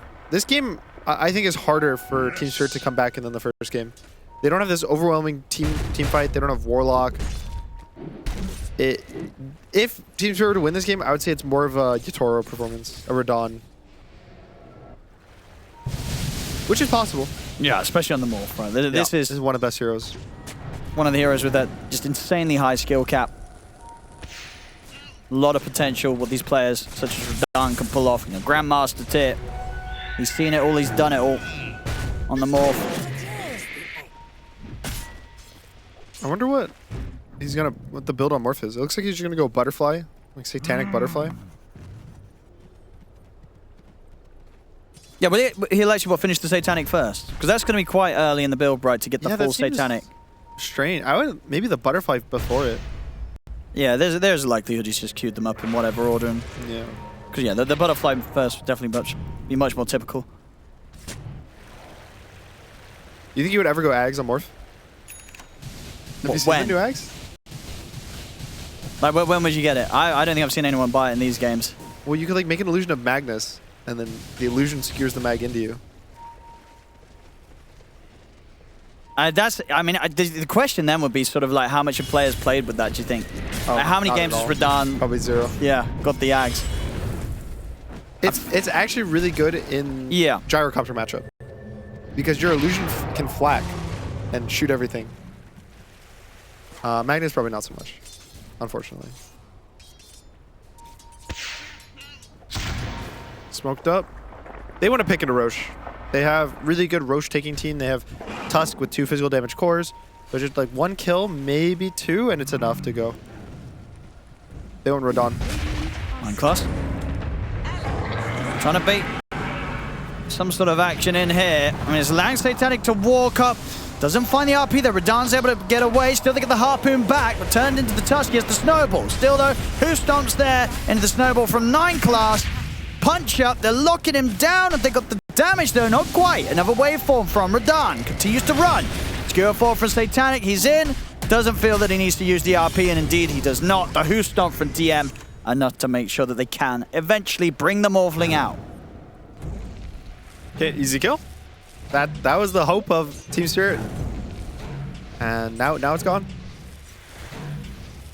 Teams, okay.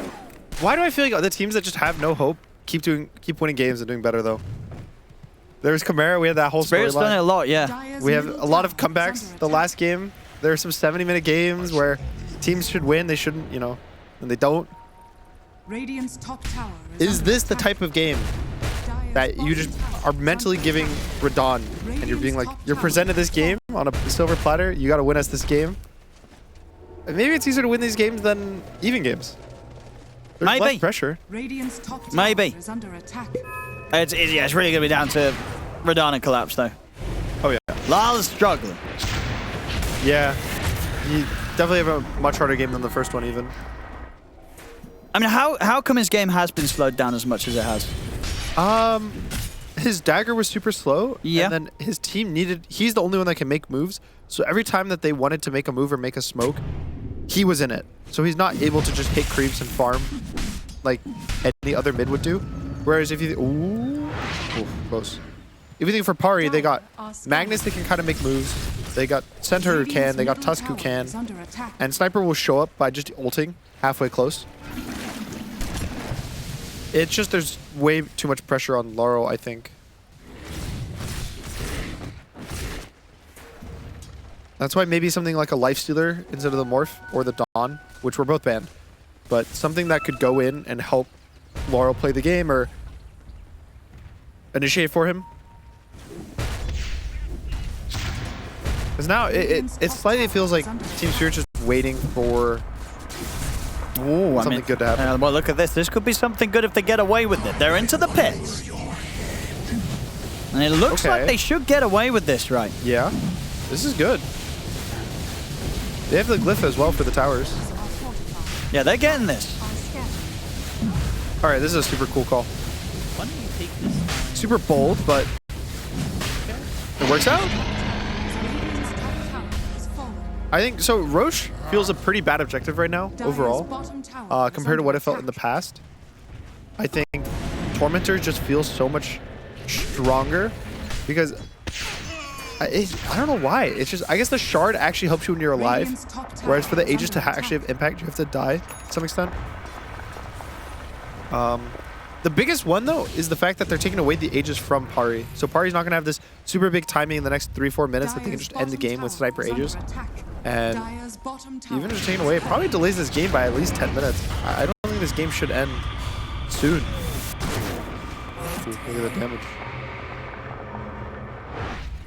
Zilal is going to drop the Echo on 9 class. Now they'll be able to make the jump on him.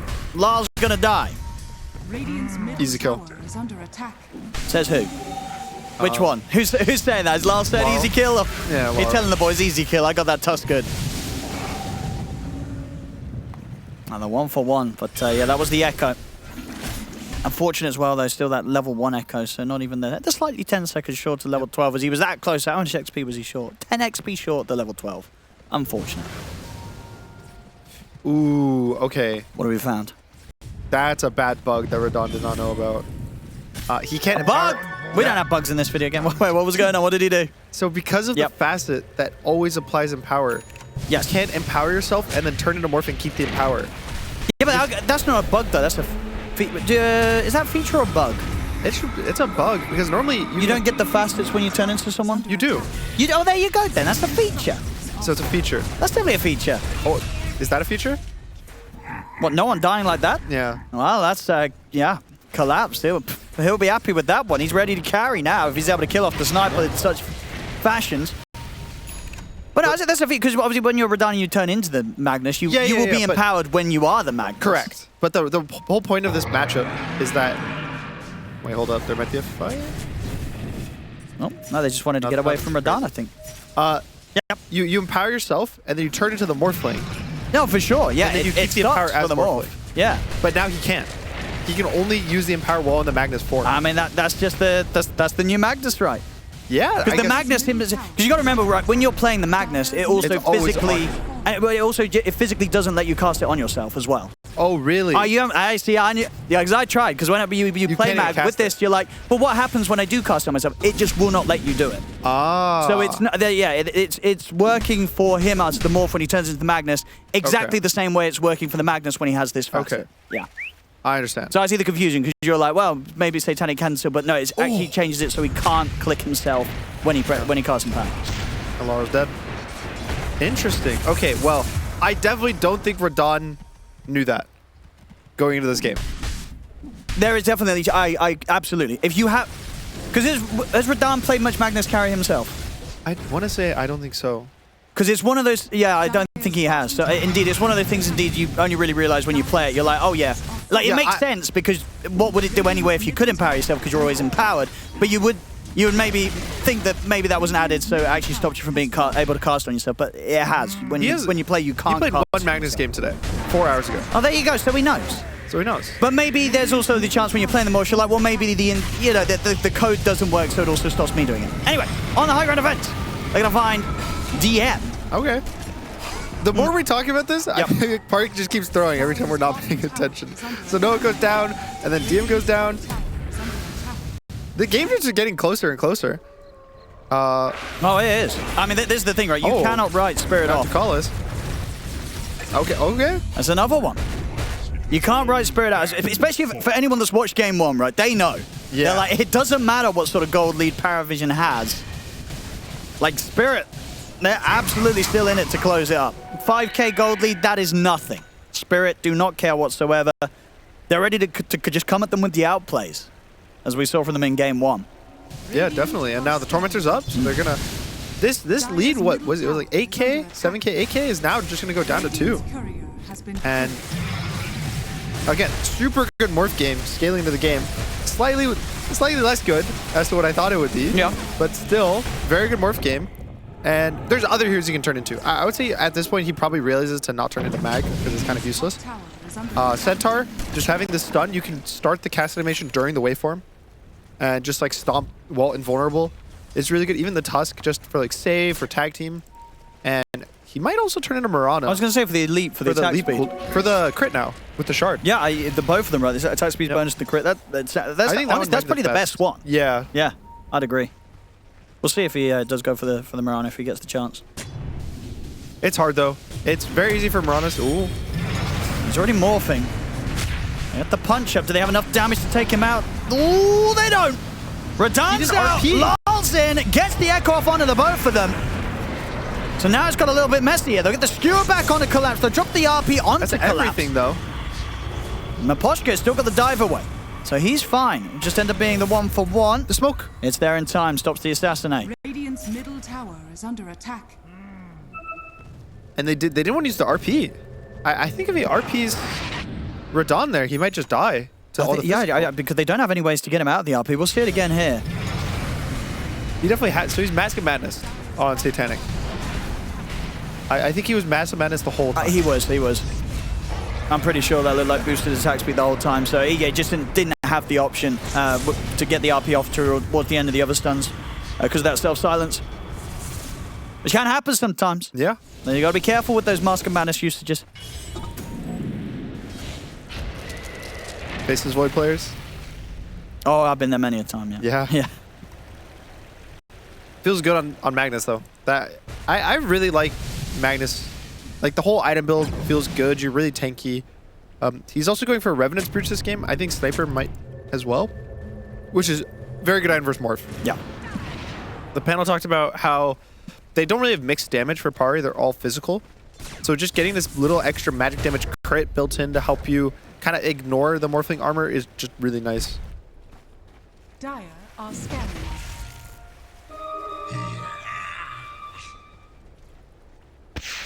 And yeah, this game is a 3k lead. I feel like the game is now even. Yeah, I'm telling you, Spirit, they're chilling. 45-55. They're like, what? This is fun. Not bad odds. No, especially when you consider like, I'm gonna look at it actually. How rough did the win probability get in that last game? It was probably somewhere around 95. It definitely got down there. It was something crazy. So they take 45. This is perfectly fine for Spirit. Yeah, this is an easy game. That's definitely what they're going to be telling each other right now. Yep. So I think in the game, just going, guys, this game is so easy. That's the comms. What else do you need to say? So for PARIVISION, they might be sweating a little bit. I think they will be sweating, especially after what happened in Game 1, right? There's got to be that at the back of your mind, right? If you're PARIVISION, you're like, you feel that you're ahead on the numbers. Yeah. But you know that there's still so much more to be done to be able to try and close this game up. It's not going to be easy. Yeah, these are definitely both teams are super good. So there's just so much they have to worry about. There's so little mistakes they can make. Yeah. It's hard to play these kind of games, especially on the high pressure situations. It is finals day. It's the most important day of every tournament.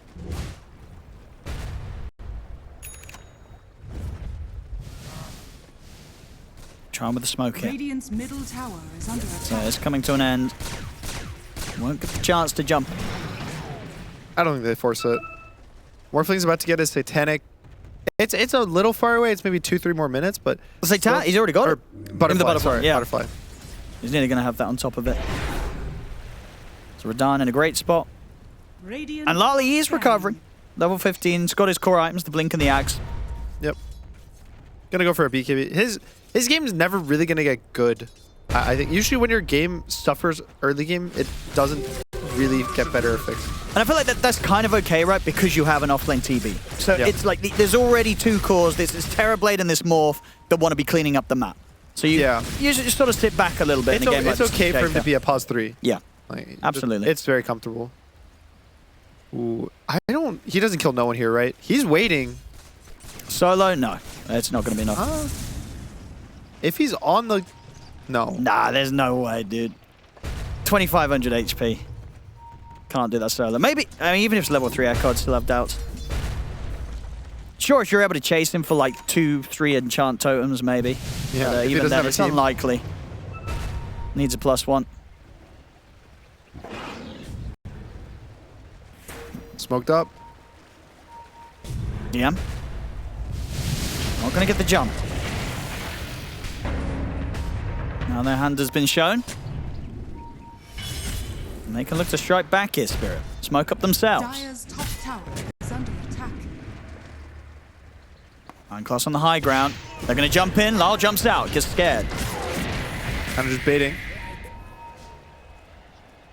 Spirit just want to start the fight off, I think, on even footing, where they're not getting jumped instantly. So seeing, you know, maybe Laurel, either they get the jump, or just like these like kind of poke fights are better for Spirit, where Pari, I think, just want to commit with like a Centaur jump. They protect their sniper, or they protect the Tusk jump. I think like a very stable fight suits Pari way more than it does for Spirit, just because of the mobility Spirit's cores have between the Morphling and the Shaker. Dire's top tower has fallen. If Pari protects no one, he will kill everyone. He is still super strong in this game. He only has that one death. Look at this wrap.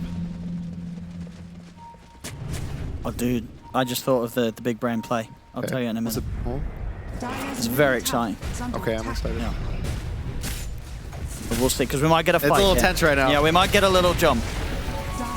Tier 2's taken. DM's looking. Dire's middle tower is under attack. Poshka's still hanging very close. Yeah. They don't have vision upon him. Right, they're all out. Okay. What's the big brain plan? The big brain plan. Yeah. It's going to go back to something we were talking about earlier. Okay. Aghanim's Morph. Okay. You get the strong hero illusion, then he can empower himself. He can empower himself. That's true. There you go. So he's spending 4,000 gold for an empower. For an empower. Yeah. Because then you make, yeah. If this is a 60-minute game, we'll see that. Yeah. The only, okay, again, Okay. so the only thing that sucks Sure. is the other thing that was cool about this matchup is so Magnus's empower is 50% stronger on himself. Oh, that's true. So when Magnus, Yeah, that's okay. The reason why I cared so much about this interaction was because usually when Morph would turn into Mag, it was considered empowering himself. So he'd get like the full. Sure. Yeah, no, that wouldn't. Yeah, It wouldn't work. it wouldn't work. It wouldn't work. Dude, the Roshor is so cool now. I like the new Rosh animations that they added. Like the big bad. Honestly, I think they should keep buffing Roshan. They should make it a raid Every boss. time Roshan gets buffed, the game just gets better. Yeah. More buffs for Rosh, I Dire's think. top tower is under attack. Should start having like fire breath or something. He should start doing something where, like, if someone gets near the pit on their own, he grabs them and he doesn't let go unless the team comes to rescue them. Yeah, they have to get He just stunned. holds the hero hostage. Are they taking damage or they're just there? They're just there. He just you got to go save them. Guys, help. Roshan's got me. Oh, here we go. Lyle, in with the echo. They blow up 9 class. His body kicked to the side there. Arrow? Is that enough to go for Rosh? They kill one hero? You take the Rosh? You get no. away with this? No, Pari's going to take the jump, and he is by. Well, they got to take the jump soon. Here we go. There's the buyback. Shrapnel's giving vision. DM trying to get in position to get the jump. Get the shards out onto the side. Satanic, he's getting They're in kinda there. grouped. Goes in with the skewer. Oh, Nice it's a RP. beautiful one. Excellent angle there for Satanic. Gets the 3-man RP, but Radani's healing up. They couldn't quite kill the Morphling off. He's got the waveform as well to get back to safety. Lyle looking to step in, Fisher down across the middle of them. Doing so much. Satanic. He's getting focused by Collapse. Collapse has still got the luxury of the Sunder. The Sunder didn't really do much. He ends up sundering a target that has the same HP as him, but it's all good. He's still cleaning up Collapse with the damage that he's doing. Who cares about if the Sunder's whiffed? It's not even It's necessary. a dieback from 9 class. Look at that. Now straight to the Roshan pick. Collapse. He's ready to help. Well, okay, they're still going to be a bit careful because Satanic might jump them again. He's low. Collapse, he's going to stand in position to sort Roshan's moving. hold PARIVISION away. Don't get grabbed. Are scanning. I mean, this is kind of fortunate, right, for Radahn, because it's going to mean the Roshan is moving away from PARIVISION as well. Yeah. So it's going to be on the side of the map where PARIVISION can't really connect to stop Spirit from finishing it off. Yeah, they also have the outpost. That's why Necklace was able to buy because of the Dire outpost. Now it has a Radiant outpost. So it's like kind of the nighttime is slightly advantaged for Radiant these days, which is pretty cool. That's very true, And it looks like I don't know if Pari wants to fight this. No, not anymore. Not anymore, unless Ducalis wants to do a crazy leap play. No, they're too late. They know. There we go. Aegis secured for Radahn. Whoa. These fights are...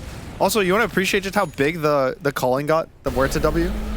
There was like 6 heroes that died in it. The ghost. It was just massive. It was covering the entire fight. It kept canceling random blinks, silencing random heroes.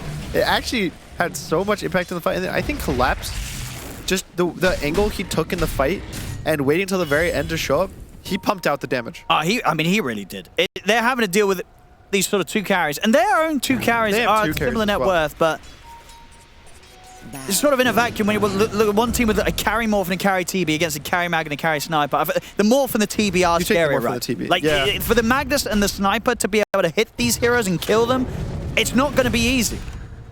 I think you can see that when Morph is RP'd and everyone's hitting him and he doesn't die, that's when it starts feeling a bit worse to have this Magnus as your carry. It's true, because you can't really ask for more from Satanic than what he did that fight, right? It's a 3-man RP with the morph and the supports. Yeah. There's morph plus supports. Wasn't the Shaker also like he died at some point pretty early in the fight too? It's not going to be an easy one for PARIVISION. And now Morph has Aegis. Yeah, they've got the 3K lead here, Spirit. We saw what they did last game whilst they were behind. Now they're finally ahead in the gold in this series. Is that a bad thing though? Maybe. Maybe being ahead. Maybe they perform worse from ahead. Yeah. There's a chance. Definitely showing signs of old team spirit. You know, their TI runs, their big victories. There's always a lot about these team fights, these comebacks, just never feeling like you could beat them. Satanic. He's going to get the Harpoon drag back.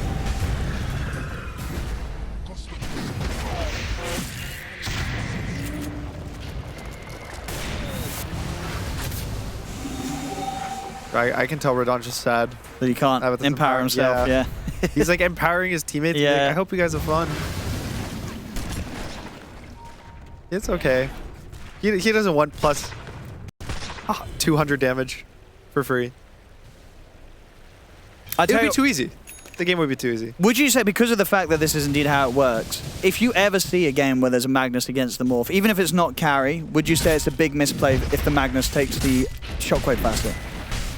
Like, is it that way? Even if you're not carry, you just do not allow the Morph to have the chance to self-empower? I can see that. It's almost like when Shaker Morph was a really popular combo. Yep. The support Shakers, even sometimes the cores, but the cores couldn't really skip it. But the supports would only go 1 point in the W. Because then when the Morph would jump, you wouldn't get this 5x attack. You'd only get a 2x. Spirit Breaker, Bulldoze. You also leave that at level 1 or you don't skill it.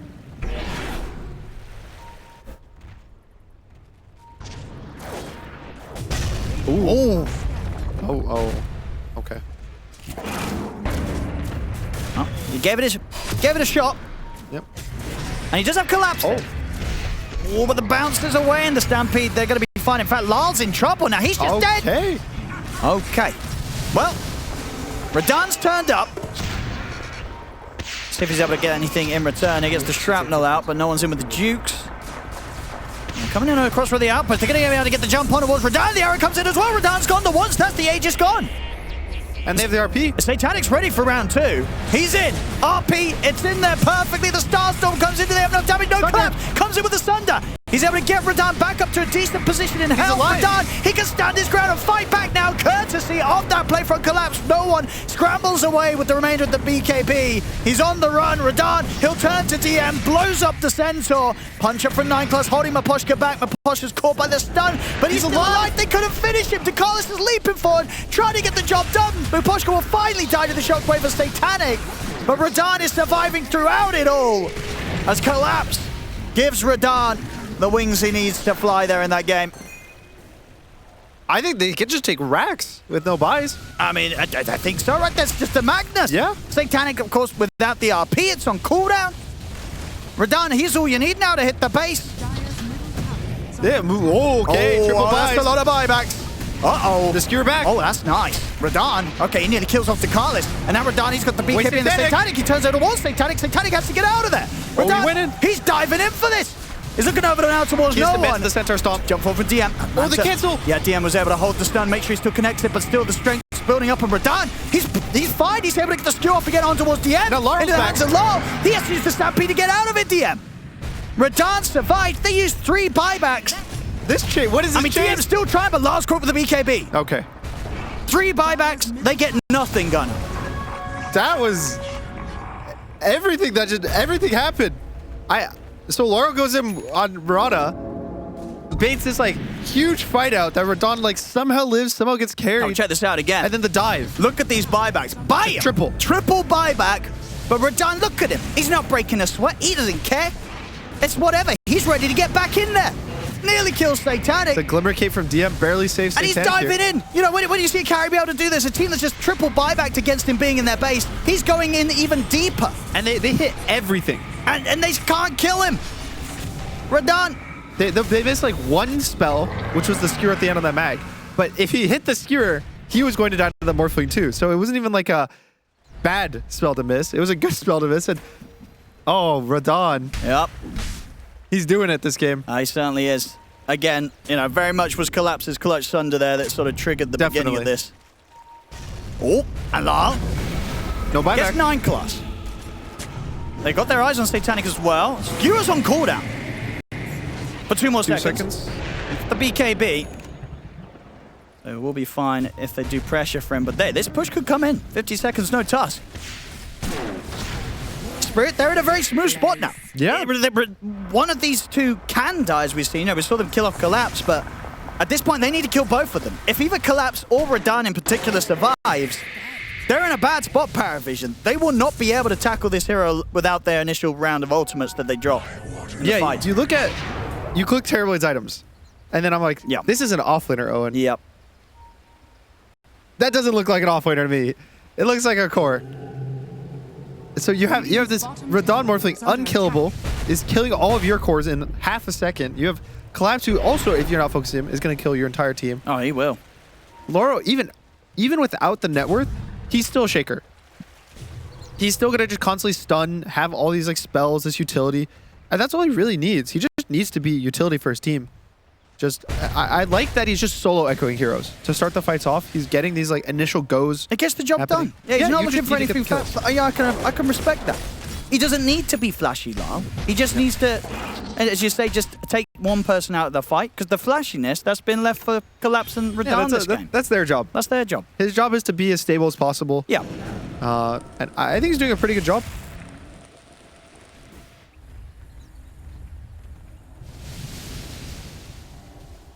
Spirit, what's the next move? Roche starts spawning, so it's gonna just the timer to start spawning is in 10 seconds. Probably waiting for that and seeing where the map goes.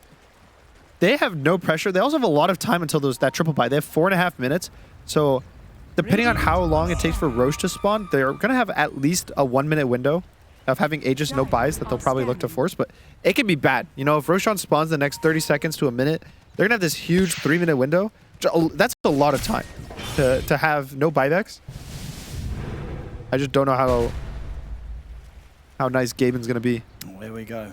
Talking about Gaben being nice. This is an amplified damage rune for whoever they wish to give it to. Probably Radan, right? Is he around? Just yeah, he's right given here. That bottle.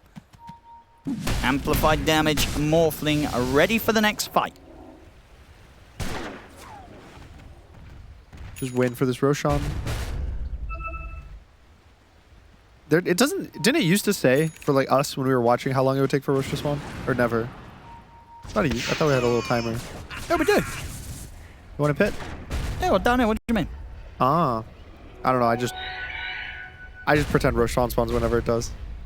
What do you mean? It says on the Roche as well. What are you missing? No, because the timer in the bottom left is like within Like it'll spawn at least at 152. Oh, It's you're not- it right. will Oh, this spawn. lies. I've been trusting that. No. You're So, right. Okay, so that's what players see in the game now. I think it used to say it will spawn at this time. No, indeed, for as an casters, observer, right? we would yeah, get yeah, this that's what I precise mean. timer. You're right. You're right. And now we see what Yeah. the players see, which is I see. this is like the window of it to spawn. Yes. But you still work out the maths, right? But then you Yeah, have to yeah. be able to read clocks. I think that's That's it. not my generation. Yeah, that's what is this circle? That's a clock? So at 9 o'clock. It is right. Wait, no. So That's 11 it's o'clock. 11 o'clock. Well, it's Okay. like 10:45. 10:45. We're gonna get the roast respawn.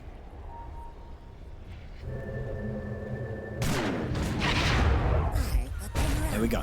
Smoke time from T-Spirit. This one, as I say, is going to be pretty nasty because the Morph Radahn has this amplified damage room ready to press. Pop. It's popped now.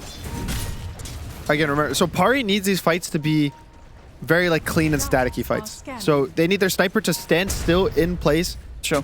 right click, and then Because they do have fair damage, right? They've got the eye. yeah. This whole game has been pretty fine for Pari. They've been ahead for most of it. Even behind, I think they're fine, just in terms of taking these team fights.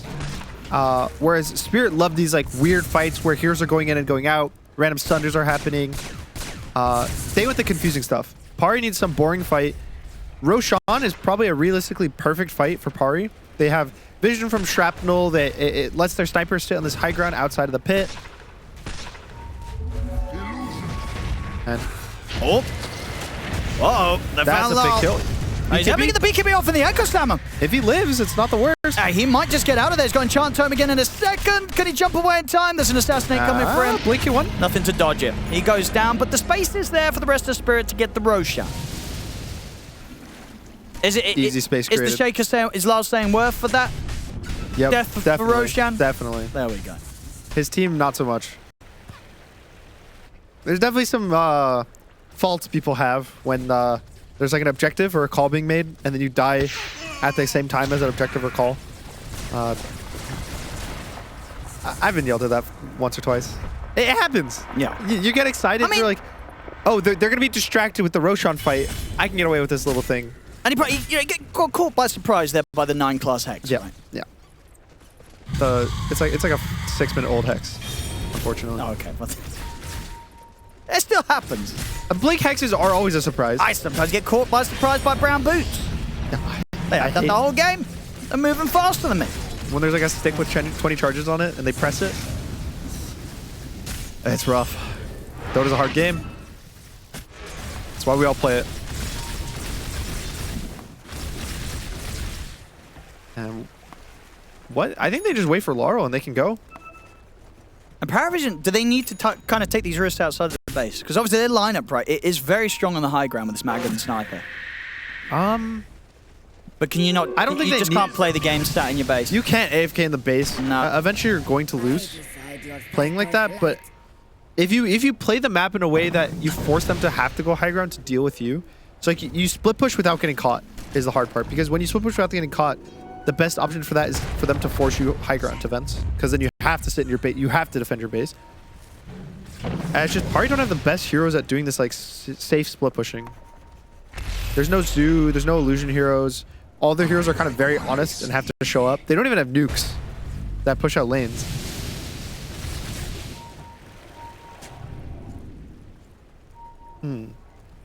He went the RP stun duration on Magnus at 25. What do you think about going in power damage? I feel like the Empower might give is more. I'm not sure. I don't know, I feel like 10% just always sounds very It's low. uninspiring, yeah. It is 15% for Magnus himself. Is it like more inspiring? Or is 15 still not a good number? I guess it's just when you're going this refresher, right? You know you're going to go refresher, so that 0.8, it's for 1.6, you know what I mean? Yeah, 2 rounds of the RP stun. that's true. I just worry that And you need more. Because you. Like He does need stuns. What's going to do more damage, right? Having 15% more damage on your right clicks, or being able to hit the morph for 1.6 more seconds? Like it's simple maths, right? Maybe. come. Yeah, so they're ready for the high ground. They don't want to leave the base. They want them to come to them. Because how much of a percent increase of the stun duration is 0.8? So it's hard to say, but then you're also thinking sniper, getting a bit more damage. He's only getting 16 damage Radiant are scanning. from the extra 10% in power damage. Like, that's the thing. I think that, like, the end of the day, the longer Yeah, stun stun rate. equals Usually more your damage stun rate- that Well, they're going to be You didn't taking. like the Sven stun the other day. Salamene smiles upon me. But what's the option with Sven? It's the It's stun. 1 second longer stun or 50% more damage. Yeah, that's 50%. That's not 15. This is 15. People get that confused all the time. What do you mean? 15 and 50. And then you got on it two sounds the people. That's same. 25. That's nowhere near 50%. Then 3, you put it on Yeah. Centaur. 35. Pretty close. Still not 50. Oh, okay. It's 10, yes, 10%. It's like, yeah, if they want me to buy that, they've got to come at me with a better deal. Sure. I'm not buying 10%. I mean, okay, it is a 4.3 second stun per RP. That's 8.6 seconds of stuns with this refresher. That's what I'm saying. If they That can't kill feels pretty Radon good. in this amount of time, Yeah. okay, they can kill him. They can certainly get him the once. Let's see if they can do anything a 1 second second of time time. round. Supernova's coming out. They'll just bail out from this. They're happy with claiming the Aegis And the egg. and setting up for the high ground. Because as we saw from no one in the old chat, this is where they want to fight. They want Spirit to try and push. They want to set up for the high ground offensive, PARIVISION. They're going to maybe smoke out, it looks like. Satanic is kind of looking. Now he's got this double RP. See what Satanic can grab. Dire There he is. Oh no, Rue. They'll get the easy kill. I think for Spirit, they just got to let Rue go. They don't want to fight 4 versus 5. It's giving a bit of space for PARIVISION. But still, stepping out of the base is not where PARIVISION's in their element. Yep. I mean, they're still fine if they get these like jumps on them where they're constantly being the ones going on Spirit. Sure. And they get to stand still and right-click them. But it's just so much easier to do that defending high ground. As opposed to, you know, this like hunting game that they kind of have to play right now.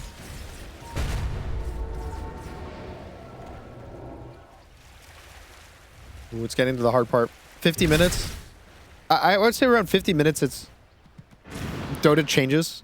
Like around 45 minutes where it's now just your 5 heroes on the same screen at all times. You do everything together and every fight can just switch from, you know, you casually jumping a hero thinking it's really fine to 10 buybacks are being forced. So have to constantly be ready at all times. It's really hard to play these games. And Team Spirit's had a lot of practice with the 70-minute games. Yeah, I mean, that's why I feel like it. You give them the edge. I think you have to, right? are scanning. When he gets to this sort of state, Shadows take us. from what we've seen from Team Spirit. I mean, how are Tundra's games versus Pari yesterday? They weren't super long, right? They were like normal length games. There was one 52-minute game. It was the one that Pari Radiant actually won. are scanning. Was a 52-minute game. But then what was Spirit against Chimera? They went right? 1 That and was 1, right? They lost 1 and they won the 3rd. In the then they Spirit won Chimera one. Yeah, and then they won the stomp. Remember, Spirit stopped game 2, then they won the 80-minute game 3. But they lost the And they first did lose a 7. Because the first one was what, 70 minutes? one. Yeah, but they won 80 minutes, right? They did win the longer one. All right, so 30 more minutes for Team Spirit to win. And that's when that's prime time for Yep. Team Spirit. And Pari got maybe the next like 15. Trust us, guys. I mean, this game's going to, because if you're PARIVISION, you don't want to take risks, right? Because No. you lose this, you're out. You're already down 1 game, Yeah, this could be it. and then this, you're out of the tournament. You come 3rd. Nobody wants to come 3rd. Nobody. Nobody wants to come 2nd. You got to win. That's true. We asked all those wanna be teams a winner. in phase 1 who got last place, and we're like, you guys want 3rd place? They would all say, no, I don't want 3rd. 3rd place, 16th place, it's all the same. It's all the same. We're all losers. All the same. You got to win. Both teams Only here. one team that wins. In it to win it today. So PARIVISION, they'll be playing this very careful now. Tournament lives on the edge. Not Rue again. He's fine. You just wanted to voice line him.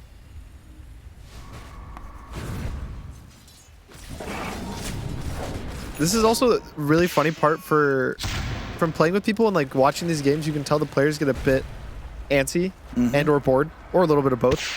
There's a lot more like the voice lines always stop in the mid game. It's like the laning stage, there's like voice lines, tips. If people are gonna all chat, it's there. And then it hits this like 15, 20 minute mark. And it's a lot of like fighting and constantly going. And so the voice lines and tips kind of like die down in this mid game. And then you get back to 50 minutes and people get bored again. So you have no one like all chatting like to come end the game. You got these like, I feel like DM just blinked in just to voice line Rue there for fun. They want something to happen, so they're gonna smoke up. Nice risk. You don't like these fights with Sniper, huh? Thing is, you just want them to stay high ground? This is the thing, right? If Sniper gets caught, it's a big uh-oh. Yeah, but how late do you want this game to go? You just want it to never end? This could be a long one. If they sit in their base. You know, this is gonna be one of those smokes where if someone gets caught, if one person dies, everyone's gonna start running. I don't know if one of the teams will full commit. It's so difficult right now. Dude, no one is just walking in first. It is no terrifying. Vision. What is this? Okay, as soon as the smoke dispels, he bounces out of there with a grenade. Still. All the worst places at the same time. That was the echo from Lal. Didn't really do a whole lot. He puts the BKB, but he has got the refresher shard, so he's ready with the second one if necessary. Nine class was towards him. Look at the Hex. Lal able to get back to the rest of the team. Satanic, however, will get the drag back on Rue. Rue's gone. RP's going to win. All right, we're Mr. Nolt's left, right, and center here in this team fight. This is how it goes in both squads. And what did I tell you? You know, one person dies, now they're scared. Oh, I say that, actually. DM's actually still in. He makes the jump on to collapse. He's waiting for the rest of the team to connect. There's the RP from Lal onto 9 class. RP from Satanic. He actually gets the lockdown on towards Radahn. Radahn punched up, taken down. They've killed them off. Collapse, PARIVISION, they're more than happy with this collapse. He's going to try and turn down his ground. He's healing up, but he's dead. PARIVISION will hold. Spirit, Aposhka. Also going to be going down likely on the way out. The Harpoon drags him back in. PARIVISION take the 4 of them. And Spirit, they get nothing. That was weird fight. I think Spirit wasn't ready for that. Yeah, Lal's got to be careful as well. I don't think they were expecting just how the fight went out. With how Lara like instantly reacted to the Centaur. Radiant's middle tower is under attack. I mean, they're ready to try and force out some of these buybacks now, PARIVISION. Yeah. 3 waves coming down the mid. They look at the Roshan as well. Satanic and no one will be able to pick that up.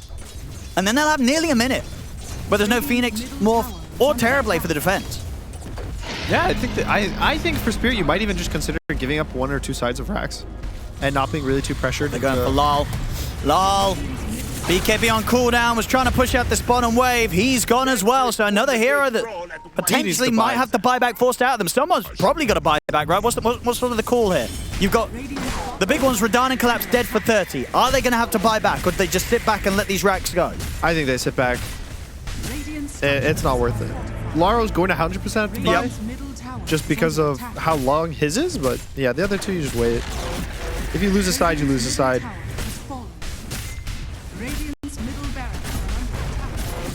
Alright, so the thing I've learned in this series is to never be ahead in gold. It's bad. It does seem to be a bit of a curse. I mean, melee's gone. They get the tier 3 bottom. They'll pull back now. But then now it means that Pari's in trouble. Because now Pari's in the lead. And Spirit won the game behind. So maybe it was intentional. It's like a little strategy. You want to be behind. You want the adrenaline. Now we're gonna get those mad stones and tier 5s coming out very soon. The tier 5s seem less crazy. I will agree. Yeah, they're not as like insane. Yeah, they don't feel it just relative to everything else, and the sort of the already kind of tier 4s with enhancements can be very, very strong. Yeah, I would say the enchantments. Sorry, enchantments. Yeah, the actives. Or like is it the artifact component of it? Yeah. They just don't seem as strong as the old tier 5s. But the new enchantments are all really good. There's some really good. I think there's like some crazy XP one or GPM one. Which one is it? Yeah, 600 XP per minute is one of the ones. So you just get level 30 if you have a super good level 30. Yeah, and that's the great thing, right? You can always re-roll it 10 minutes later. Yeah. Get yourself some more Mad Stone and then replace it after you had the benefit for... Get level 30, and you swap it out for a one that actually does damage. Radiant's top tower is under attack. And so no one still doesn't have the Aegis. But it's a lot less scary for him. You can let Satanic go in for you, kind of body as his tanky Magnus. And they also don't... I don't think these Laro initiations have been good because it's hard for him to actually get a good jump. They're also split on the side of PARIVISION that he keeps ending up... Sure, like his solo echoes are fine, but especially if you just don't get the kill or you get initiated on right after, like in these last few fights, it doesn't seem to be enough.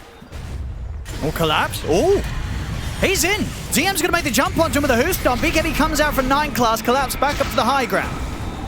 Lal trying to see if he can shut down the escape of any of them. Tries to block them off the Fisher, but they're still able to make it round the side of it. So PARIVISION can pull back. Can still look to go again. Still have refreshers and BKBs at the ready to pop. Rodan's heading out the base. Won't be able to chase them. Has to respect the fact they've still got this Aegis for just under 2 minutes on Satanic. Amplified damage rune ready in the river.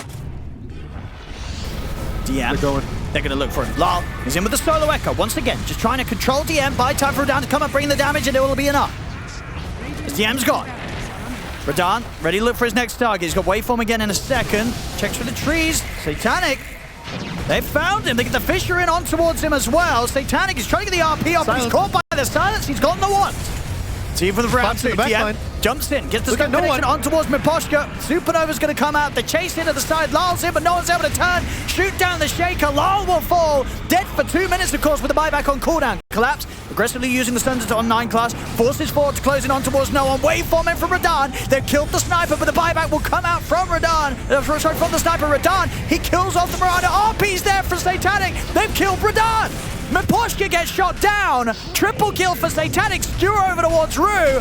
This fight's going to be PARIVISION's. You blinking one? Oh, if Rue gets out. But no buybacks. As Rue, he has got the buyback, but Lal's out. Same to be said for Miposhka.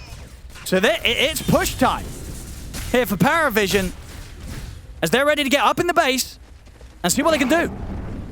It's also the meta, so there's no meta on the Terrorblade for 40 seconds. He's trying to buy his Ags, it looks like, just to give... Yeah, he bought Ags on the Terrorblade. So he has one way to get meta with the Terror Wave. See what they can try here and see how much PARIVISION you get. They get the second set of barracks down bottom. They're going to try and hit the tier 4s. Rue's got buybacks, as I said, so they can put together a 3 versus 5 defense. Radan and Collapse, they're going for the wraparound. See if they can get the jump in. There it is. And the fear. But straight away, he gets caught by the Hex at the start of this one. Collapse. Collapse will force down to the low ground. Also clipped by the silence. Radan focuses straight towards no one. They kill the sniper. Radan now ready to turn over towards DM, but the skewers there from Satanic. Collapse beating into the Magnus. The damage is done to bring Satanic down. Radan, he's got the freedom now to continue for more. As they'll chase PARIVISION out of their side of the map, jump forward, they get their hands onto 9 class. He'll snowball away towards the creeps in the jungle, but Radan turns into Magnus, skewers him down. As they'll keep the game alive here, the 3 of them are Spirit. They deal with that 5-man pressure of PARIVISION. They keep their Ancient alive. They only lost the tier 4s and a couple of sets of barracks. This game, it's still on the table for Spirit. Can this team lose? What is this? And, I mean, super sick read by Spirit, so Collapse buys his Ags, Blessing gets his meta from Terrorwave. Also, just, dude, Cullis got the Wind Waker off. Like, he got blinked in melee range almost. Wind Waker's a sniper, the fight's horrible. So the fight's actually playable for Pari a bit. They still do get kite out, and I don't know, this game is so close. So now Satanic has no buy either. So what is it, the buyback situation? There's 0 buybacks. Lal? He's got eyes on Wait, DM. there's actually 0 buybacks. DM's got to get out of here. He has no BKB. Got the blink. Yeah, he's TPing out. They don't want to chase. There's an RP on the Magnus. It's scary. Yes. It's scary for both sides. I mean, scary though, so for PARIVISION with this being still a moment where there's no buyback on the 40 sniper. seconds. It's 3v5. Are they going to do the magic again? I mean, yeah, can they end?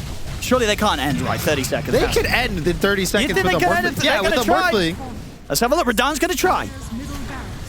Onto the tier 4s. A DM's wrapping in from the back lines. But the creeps are in. The backdoor protection's gone.